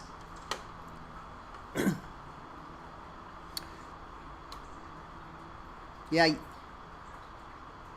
Yeah. What up?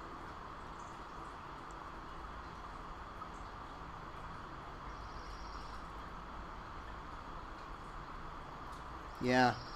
You know, I wasn't that impressed with the Henios to begin with. Like when the original release came out, and I smoked them like right out the gate, and about a year or two after that, I was smoking them like, oh, what's the deal with these cigars? I mean, it's got a 5-year age wrapper on it. The tobacco is Cohiba tobacco. It's got that, you know, whatever fermentation on there. But now that they, you know, with the age on them and moving forward, they've aged into really good cigars. Moving forward, I think personally, but. Yeah. Yep.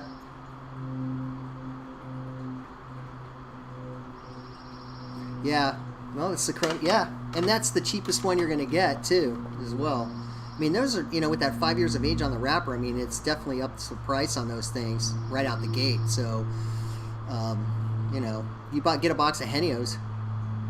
Right? I mean, a box of Henios, I think it's going for like 6 something or 7 something a box now, or at least, or if not more. I mean, that's a lot of money.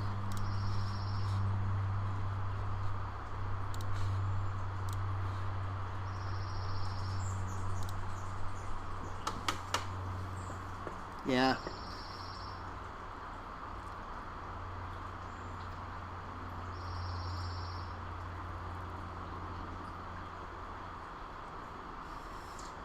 Petit Mono, yeah.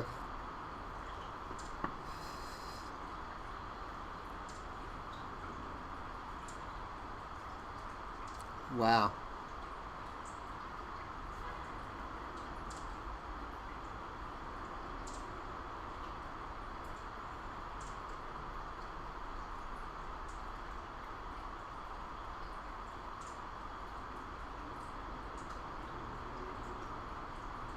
Hmm. Okay. Yeah. I mean, you can't go wrong with Monte Cristo. Absolutely. It's always a good smoke.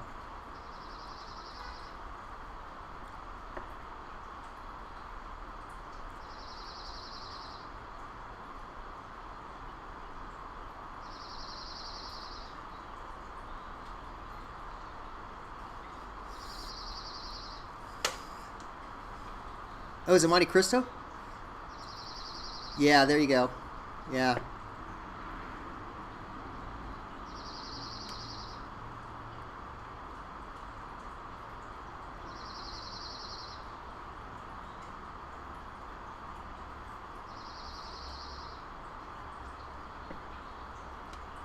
That's one of my favorite Cohibas too. The what is it? The Corona Especial. That it's the same size as the Monte Cristo Especial #2. Well, they're expensive as hell. I mean, it's like this little tiny, which is like, I don't know, it's like a petite Corona or less than a petite Corona, and it's like, you know, the box is gonna run you like $400 for like a box of 25 or something like that, and it's like, I mean, I love that cigar, and actually I smoked the Reserva box from 2003. Where it had the Pyramid in there, the Esplendidos, and all the other different ones in there, and that cigar was the best cigar in that whole box, hands down.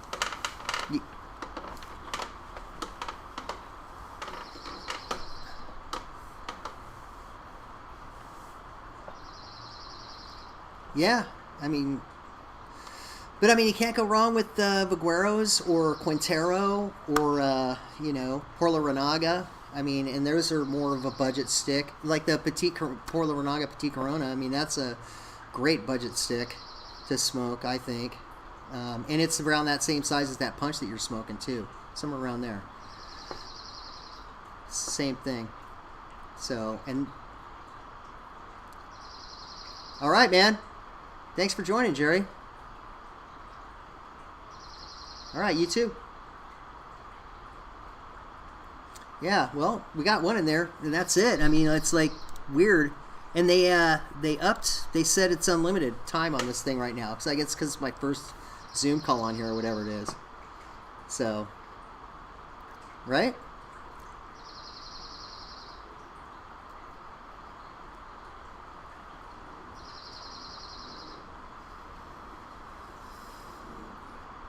Yeah. Well, I can work on that. Really? Why's that?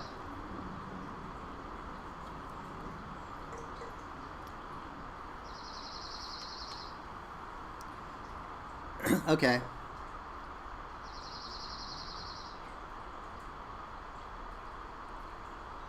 Okay.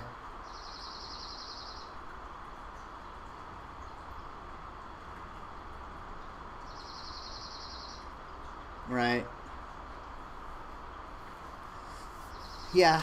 I mean that my buddy who had that lounge, he it was what the same thing with him. Like he had that lounge for a number, decade, over a decade, and it would grow and then it would shrink and then it would grow and then it would shrink. It was like this never-ending kind of thing going on there. But and then he kind of toned it down at one period of time because it kind of got a little bit too rowdy, and people were like, getting into fights and things like that. And it's like, wait a second here, we're here to smoke cigars and enjoy life. We're not here to, get in fights. So that's why he pared that down. But then it came right back up. There's one guy in there too that had the guy that owned the lounge, and the other guy. There's another guy there. They were big barbecue people. So they would, every week we'd have like a huge spread of just amazing barbecue, which was great. So it was good.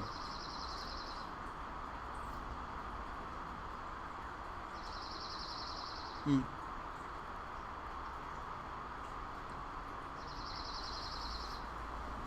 Right.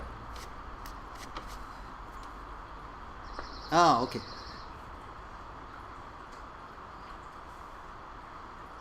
Sure. Yeah.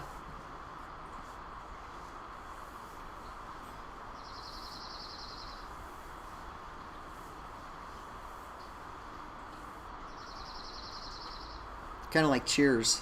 Where everybody knows your name. Yeah.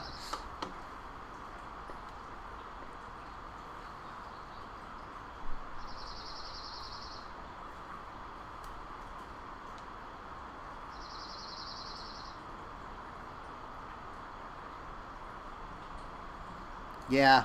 Yeah, it is. Actually, the barbecue guy. Hey, Mike. Click on that. Can you do Zoom, Mike? Or is that too complex for you? If you click on that link, I know. That's one of the guys that was at the original lounge, too. So hopefully he can click. I got unlimited time today on Zoom for 2,000. They said you got 2,000 subscribers on YouTube. You're welcome. I'm just kidding. But I do have unlimited time. But oh, that's good.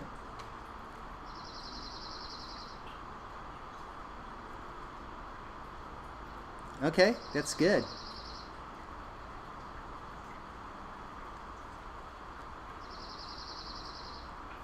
I'm gonna have to grab another cigar. The what?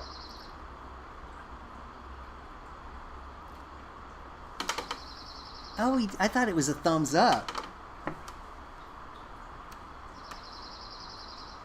No, you're right. You're right. He did. That's hilarious. Oh my gosh. Yeah, so you're on the little phone, Mike. You can do it on the little phone. Can't you? You're not at work. You got to be at home, barbecuing something.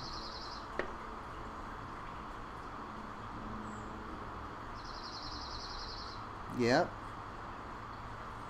Yeah. Want to get your mug on Zoom, buddy.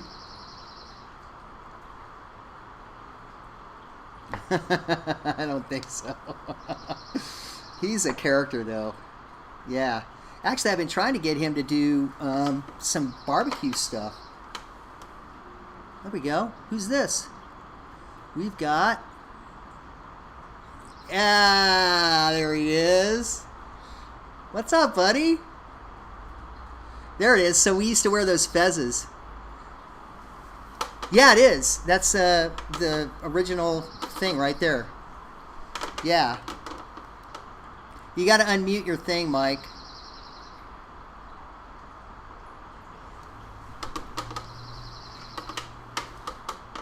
There you go. Okay, say something, Mike. There you go.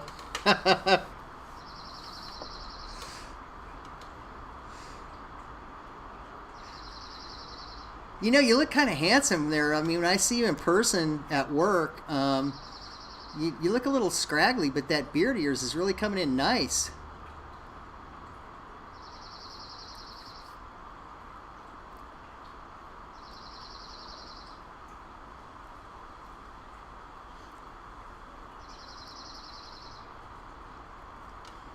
But those fezzes. Oh yeah, you're styling.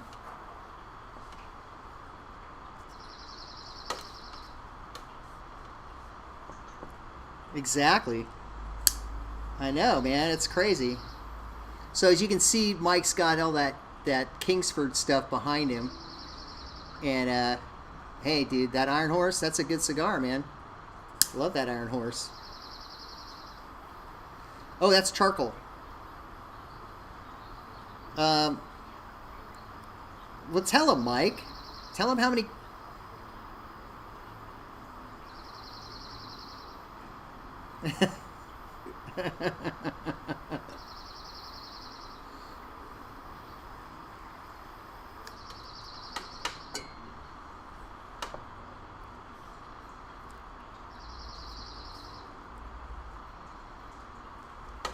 He's overseas right now, Mike.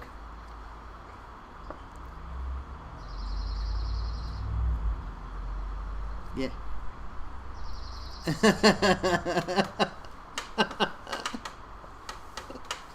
Oh yeah.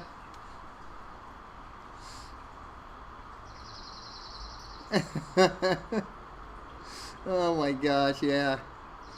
Yeah, definitely. Yeah, are you making anything today, Mike? I'm sure you are.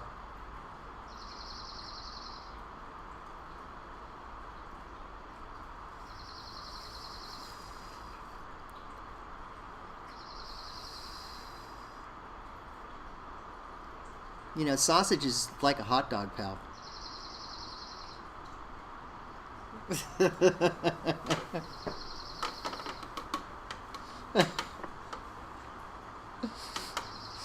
That's an inside joke, Paul, because he's like hates hot dogs. I mean, hot dogs are like, it's like a Pavlovian thing where, like, you know, you make a dog bark for certain things. You get him all riled up when you talk about hot dogs.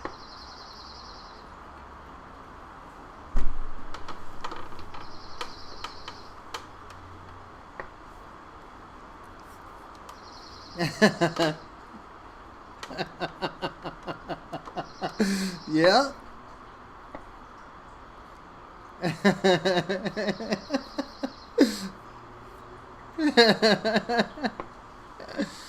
Yeah, well, Nathan's is getting canceled out because I guess the CEO of Nathan's supported our previous president, and so they're going to cancel Nathan's. They're boycotting them right now. So you'd be happy about that, Mike.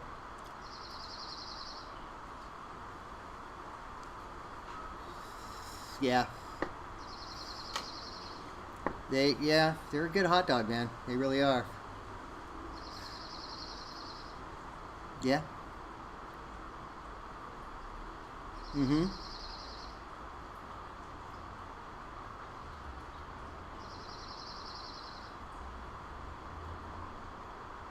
Oh. Yeah. Yeah, it's the way they well, I think that's the way they butcher the beef too. There's a certain way that it's butchered and everything like that that makes it that way.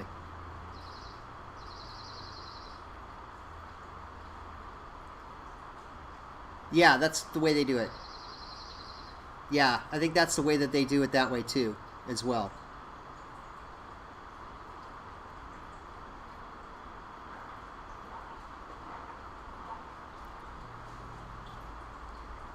Mm-hmm.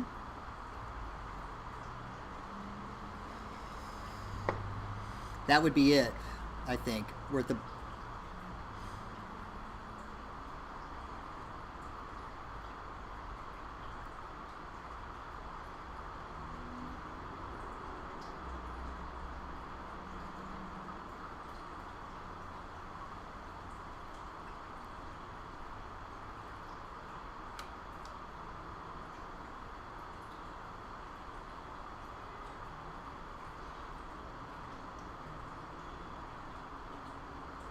really, I never knew that.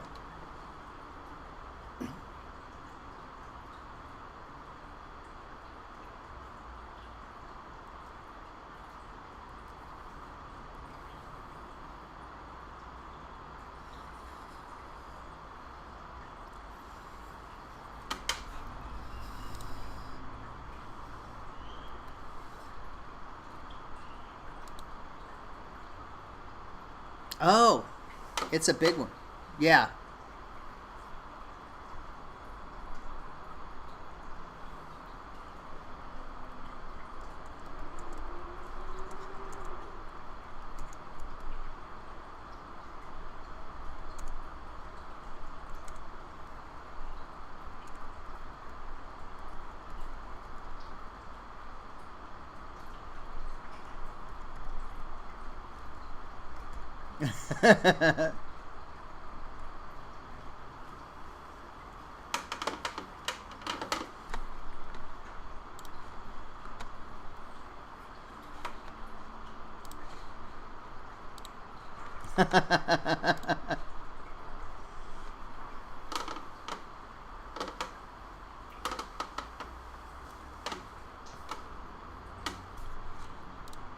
Yeah, I think personally, I think it's the way that it's butchered. The meat is butchered, like you guys were talking about earlier. How when they bleed out the right, right, yeah, right, yep, and that's the same thing.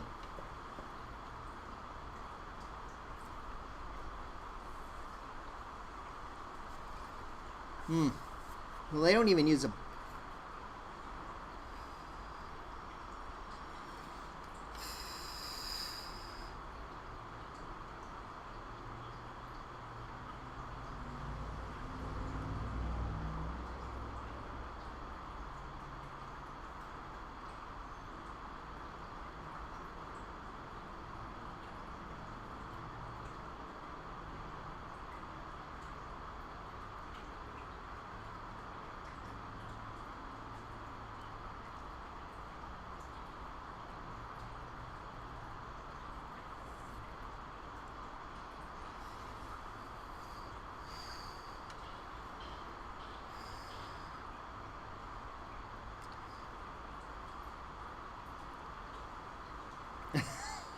Really?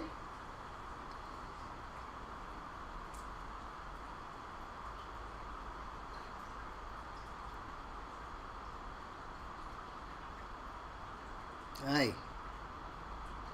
Well, they like Marmite and Vegemite too, so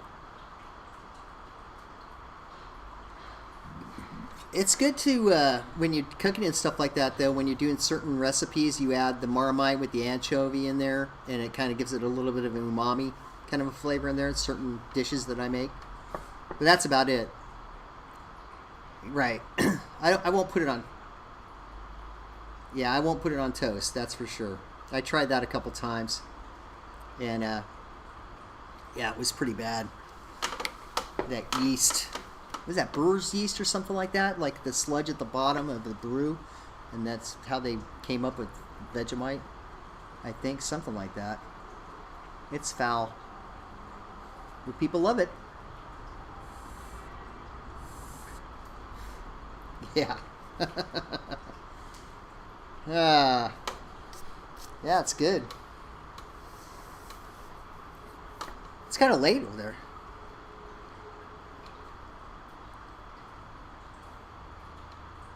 Yeah, it's like, what, about 3, 4 in the morning there? Yeah.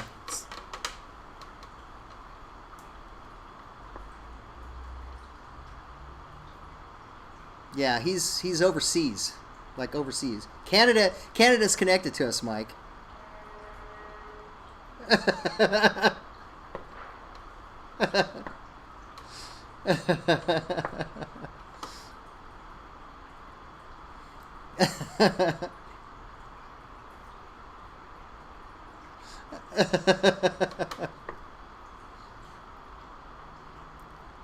Yeah. Yeah. It's hmm.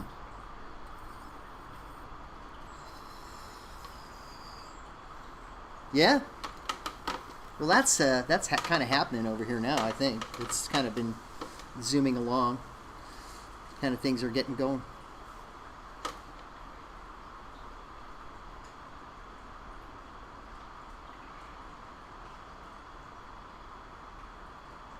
Mm-hmm. Yeah.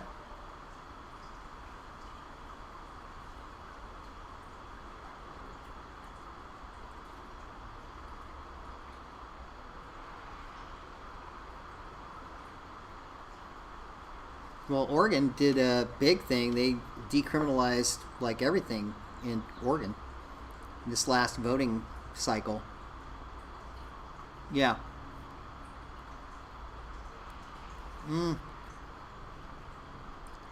Uh, I guess what Amsterdam, Holland, that they're like that too. They kind of decriminalized everything as well.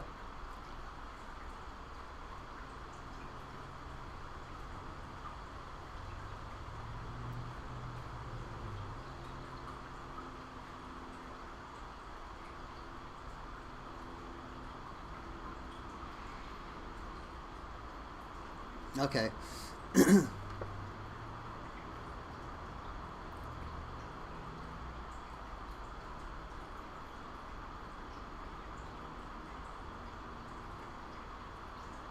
Okay.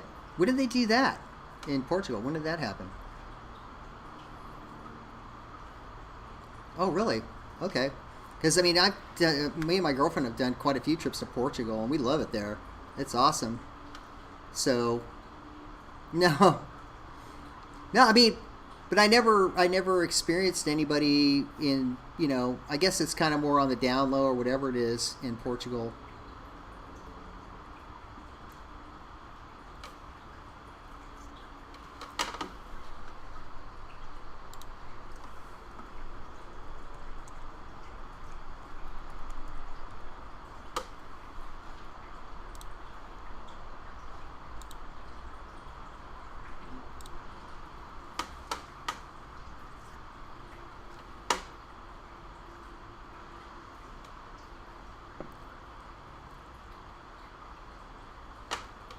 Hmm. Okay.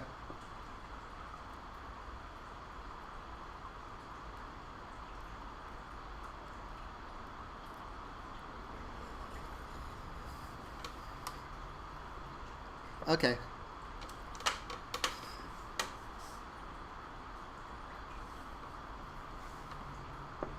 Gotcha.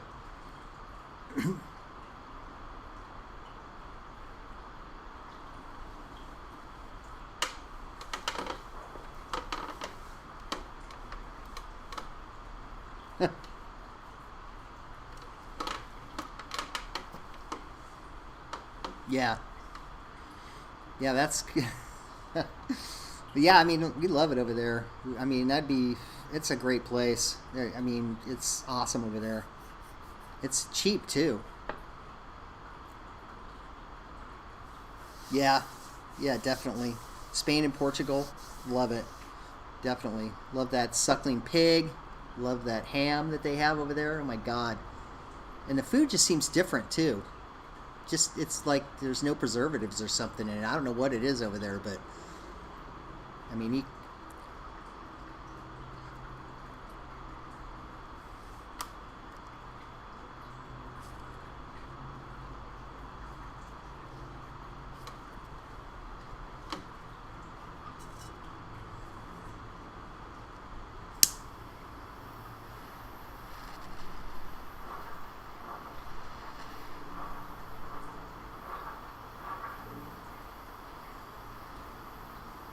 Yeah, what's really cool about Spain in the summertime too is this, like in Madrid especially, the sun sets like, I don't know, around 10 o'clock at night or something like that.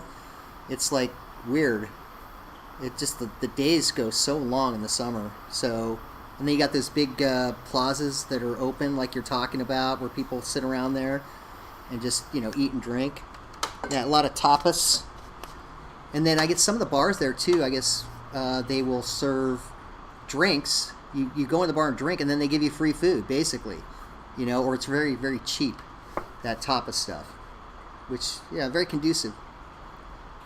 Yeah.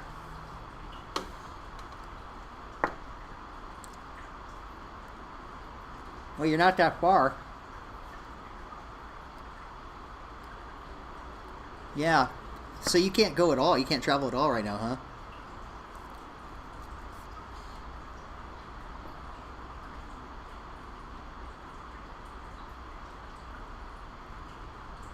Okay.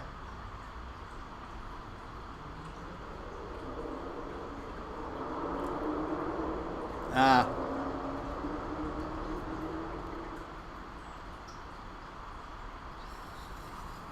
Yeah. And it's going to cost you $3,000. Yeah, and it's cost you about $3,000 to go through the process too. There.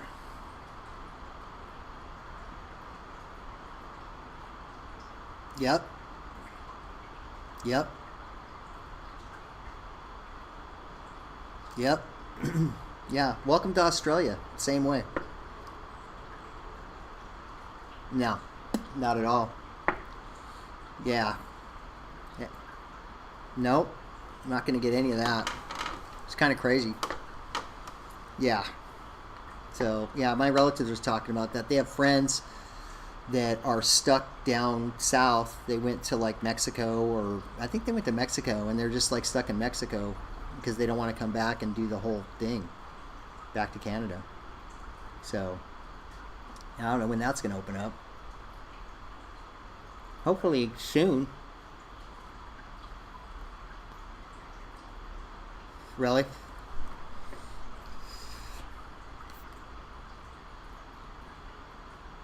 Yeah.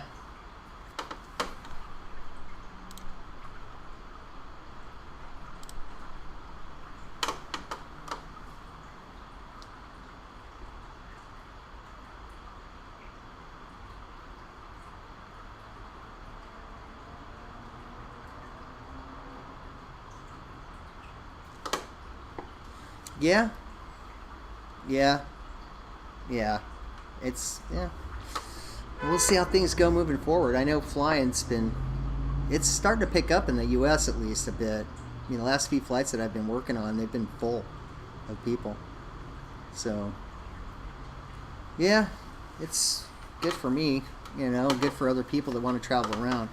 But there's a lot of restrictions if you want to go over to Europe too. Like if you've been to Germany, you can't go to the UK.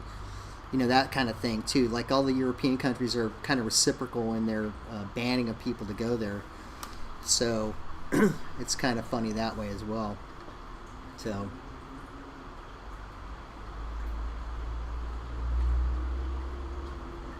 well, I don't know. I didn't read that.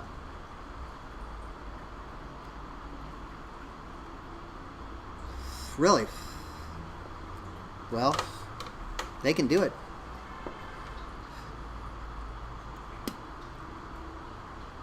Uh-huh. It says that there's like 6 people on here looking, so on the YouTube, but nobody wants to go over to Zoom. I'm thinking of just ending the YouTube stream. Nobody wants to join. What a bummer. I think maybe are you in the Facebook group, Paul? Okay. Yeah, so maybe I'll start posting stuff. I'll try and get this Zoom thing going and maybe do that like once a week instead. It is nice to be able to talk to people as opposed to having them type on a keyboard. So, try and do something like that.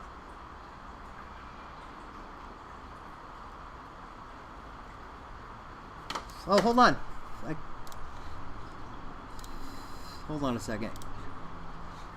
You are approved. I just did it. You're welcome. Yeah. Yeah.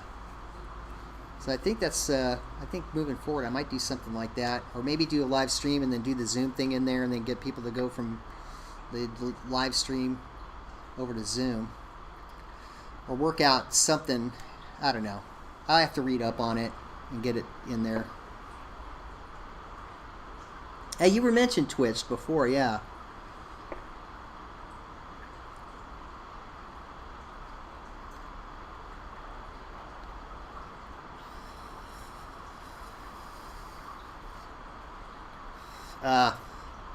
Okay.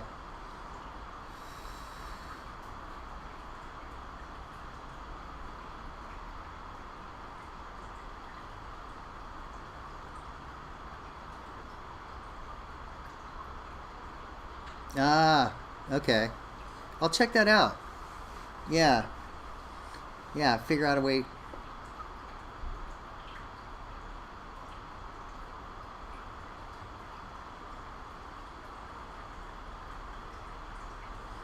But Twitch is kind of sort of like YouTube, though, right? With the stream and things like that, where you can't see the people, or do they? I mean, I thought Twitch was more like you were doing your game and everything like that, and then people just kind of join and watch, but you don't see them and they can't talk, right?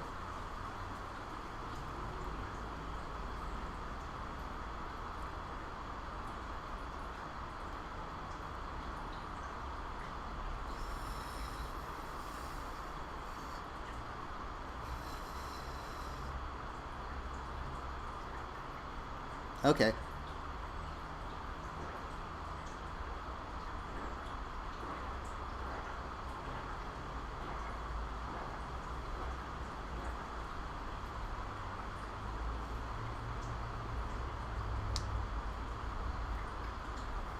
Yeah, because I just had somebody that just texted in the YouTube stream saying that, yeah, just like this. So the Twitch is going to be just like this, the YouTube stream. Right, exactly. Well, hopefully, if I can get the the Facebook group up to quite a few people in there, hopefully it'll transcend into that too, as well. But I think the Zoom thing would be nicer. Okay, there we go. Luke's coming in. Yeah, go ahead. No problem. So what's going on, Mike?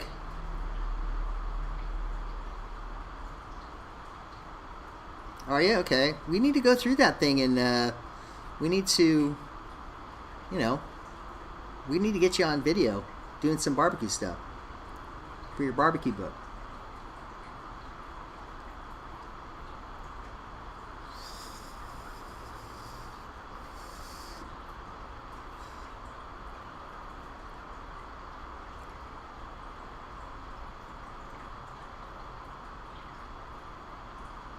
Right.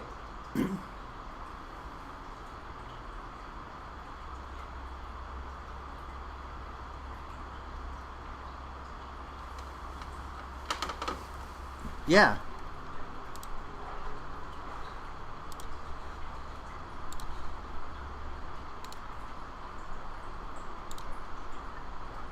Yeah.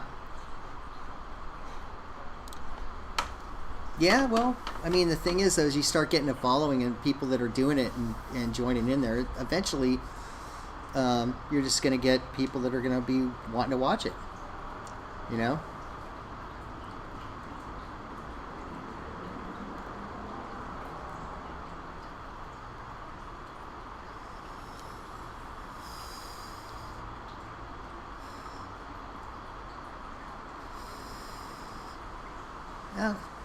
Not as active as I was in the past, I think, but it's just because it's been more of a hobby, right? So, and it doesn't take much. Yeah, it is. But I mean, what you do is you just get, you just start making the videos and putting them out there, and people are going to find you eventually.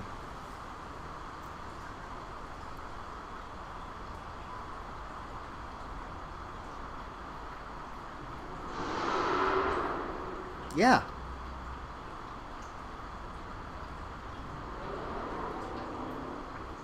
Mm-hmm.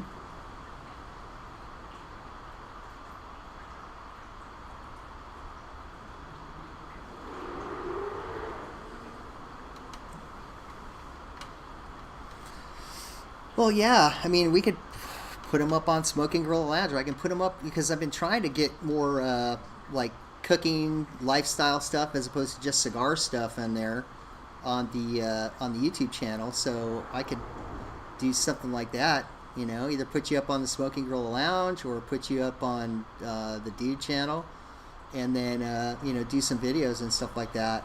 Because I think that there's a definitely a an audience out there that really, like you said, that gets this stuff, and then they just don't necessarily know what to do. You know, and you know what to do. You absolutely do know what to do. Yeah, yeah, or something, anything like that. But I just think even just doing straight up some barbecue stuff and everything like that, I think that that would definitely be something. And then just kind of port it over to your YouTube thing eventually, so that you could get it going, and then people could go over there and start subscribing and seeing your stuff on your channel.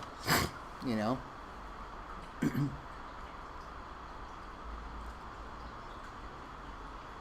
Yeah, I mean, it's I don't know. I enjoy talking to you about it all the time and stuff like that. And like you were in the store the other day and talking to that guy. That guy just like hit you up, you know. You guys were like talking for like half an hour about it, you know. Yeah, I'm sure. Hey, where's Adele been? I haven't seen Adele in there in a long time.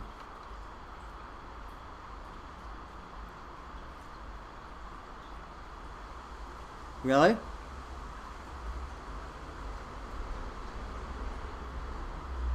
Oh, really?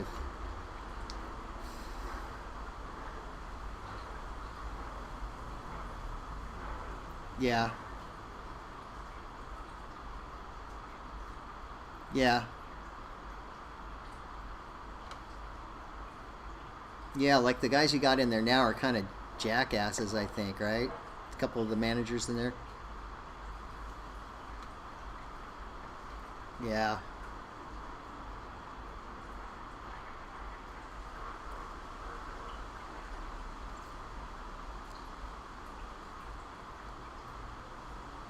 yeah,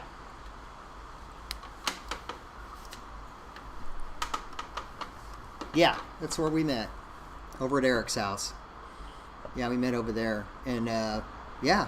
So yeah, yeah, Paul. So every Tuesday, this guy would come over with just like tons of food, and like just it was just a big, kind of like what you guys were doing in those lounges all the time with your group, but it was in one spot, like you were talking about earlier, right?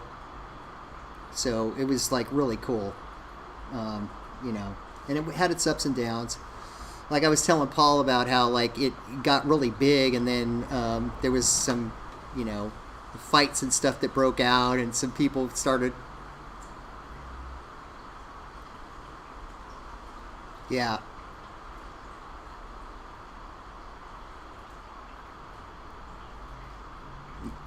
yeah. So they had to like put the kibosh on it, and you know, kind of stop inviting certain people to the lounge and saying that it was closed, basically. So, and that's kind of when I came in. I came in right after the G incident. So, yeah, it was. It was.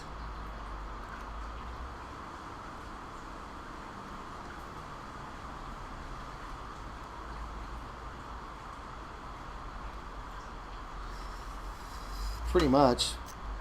Yeah. I mean, and there was people that were there all the time. Hey, Chris, come on over to Zoom. There's the link.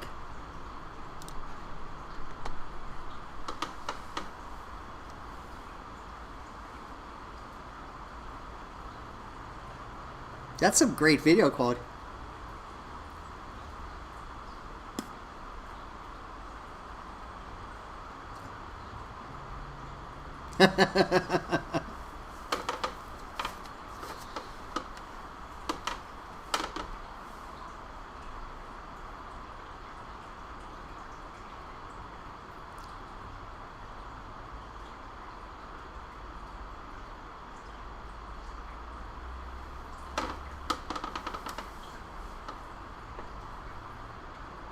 Well, can you adjust the tint on that thing too? Because you're like...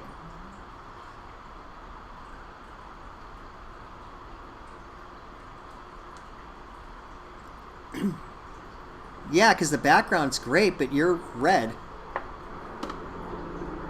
Okay. Okay. Yeah.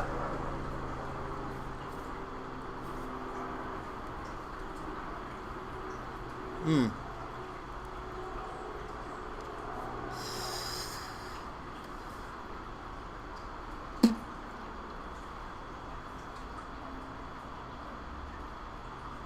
Yeah, but that's, I mean, there we go. Hey, Chris.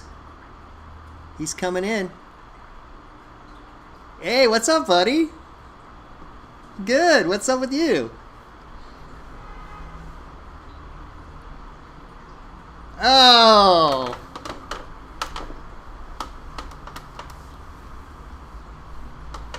Yeah, Mike's a...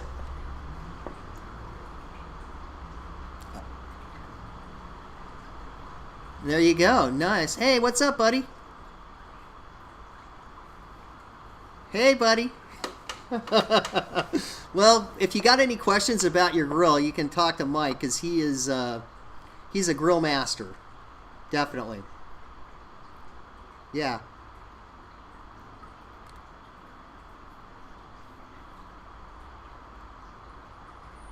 Hmm.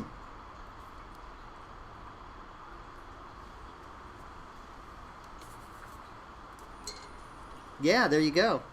That's good.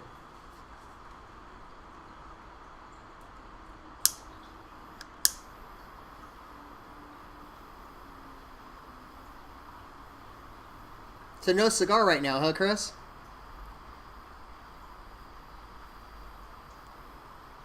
There you go. Well, I was smoking a Monty Double Edmundo, and Paul was smoking what, a Siglo 4, and Mike,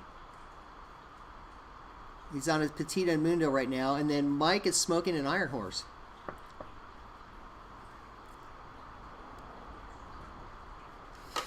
Well, the thing about it is, so Mike, I met Mike in the original Smoking Gorilla Lounge back in the day.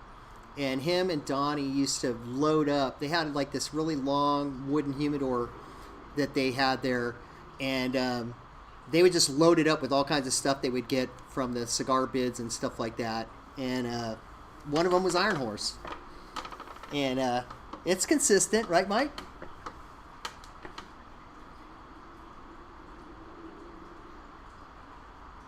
Who, me?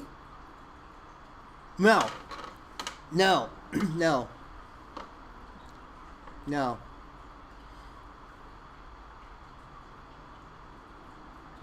No. No.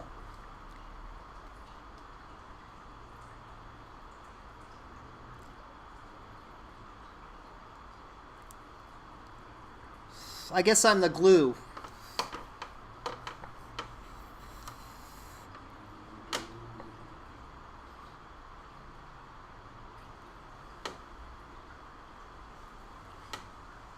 Yeah.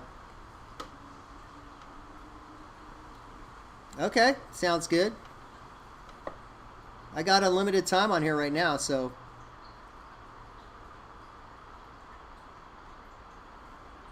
no, I don't think so. I really don't. Absolutely not. Yeah, well, we'll keep it clean. Absolutely. Yeah. So yeah, we can do. I think we can do some kind of collaboration, Mike, where we can do.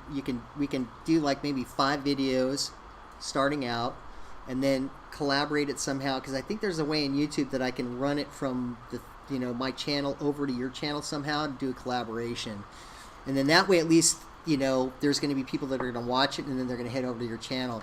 But we need to make about 5 videos to start out, and then like do a number of videos moving forward, and then just kind of release them a little as they go. But that'll get you going. Oh, come on, man.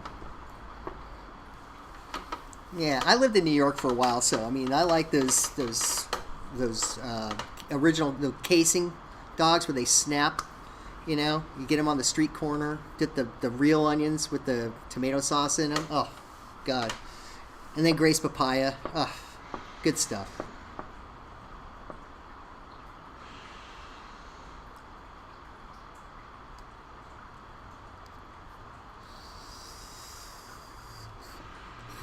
Yeah.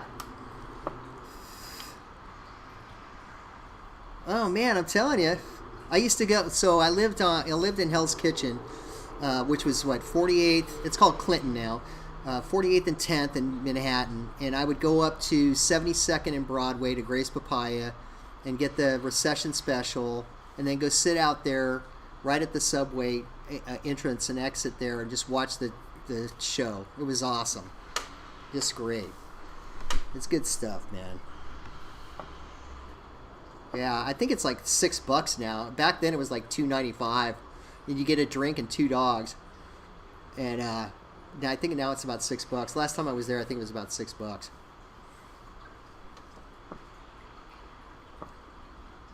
I would think not. There he is. What's up, buddy?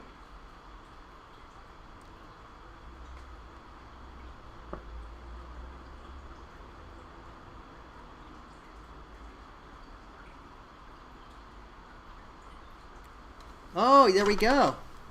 A Ras.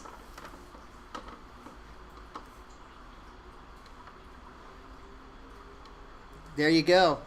I think that's a good calling. Most definitely. I know, I'm going to have to grab another cigar here too, myself. And a drink.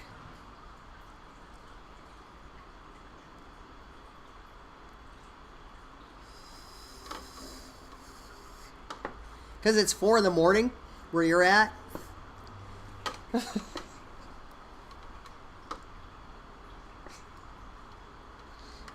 What's that? Oh, there you go. Ah, you're celebrating 2,000 subscribers on YouTube. That's why. And you don't have to work tomorrow, right? There you go.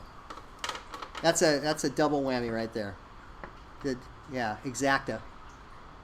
Come up with one more and we'll get a trifecta going. Exactly. But I think the Zoom thing, I think you're onto something, Paul, with the Zoom. I think you are.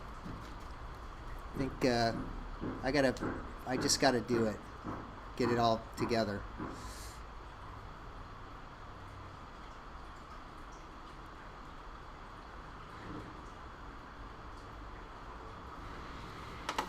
Oh yeah.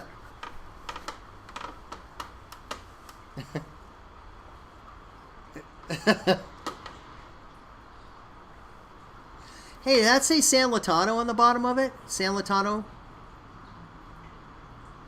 Oh. Okay, San Latano. That's okay. So San Latano makes them, or it's their tobacco.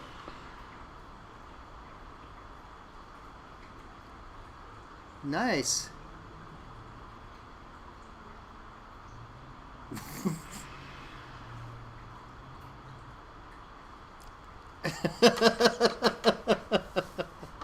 Oh my god.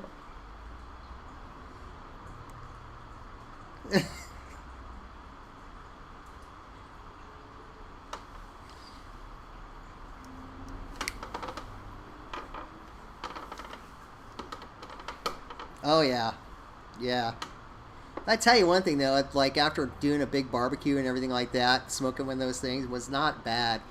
It's when, you know, the first half of that cigar is actually pretty good, especially the Maduros. They're very sweet. They got a nice sweetness to them and everything like that. But then once you get about halfway into that cigar, you kind of get a little bit of the burnt rubber going on there. So.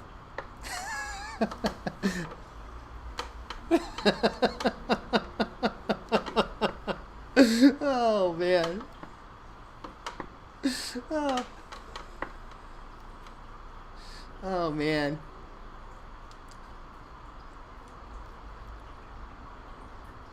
Yeah, well, but you guys got used to get some good stuff. Like you get the Joy de Nicaraguas in there and stuff. Like you would pick up some good stuff on cigar bids, because I'd go rummaging through that humidor and like go, oh, this is a gem, and be smoking that. That was good stuff.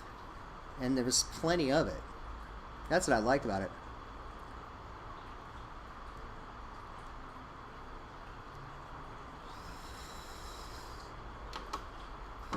Yeah, yeah, definitely. Well, the one problem though, the one problem at that lounge though was that Eric would be out there at like, you know, about the same time you are, Paul, and he'd be smoking away out of that humidor like. So it'd be like they'd have like 500 cigars in that humidor, and by the end of the month there'd be like, I don't know, 50, 75, because Eric would just like smoke them.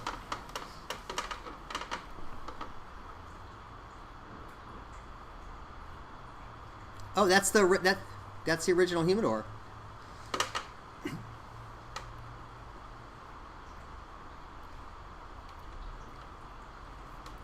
Yeah. Yeah, that thing, man. Oh, but so Eric,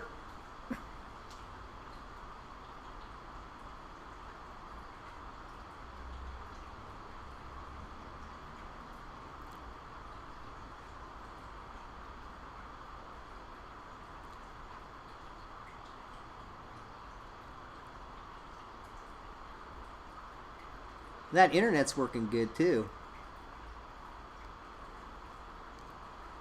I helped him with his internet. He's out in his garage right now, and he was getting really bad. Oh, what's that?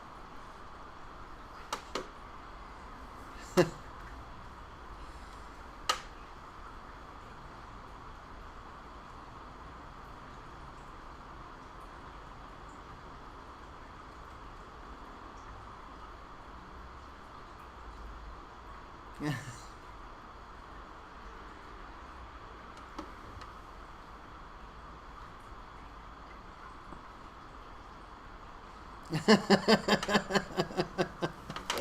Oh man. Oh. Yeah, but your internet's working good. I hooked him up with his internet, got that going for him. So, yeah, no drop offs.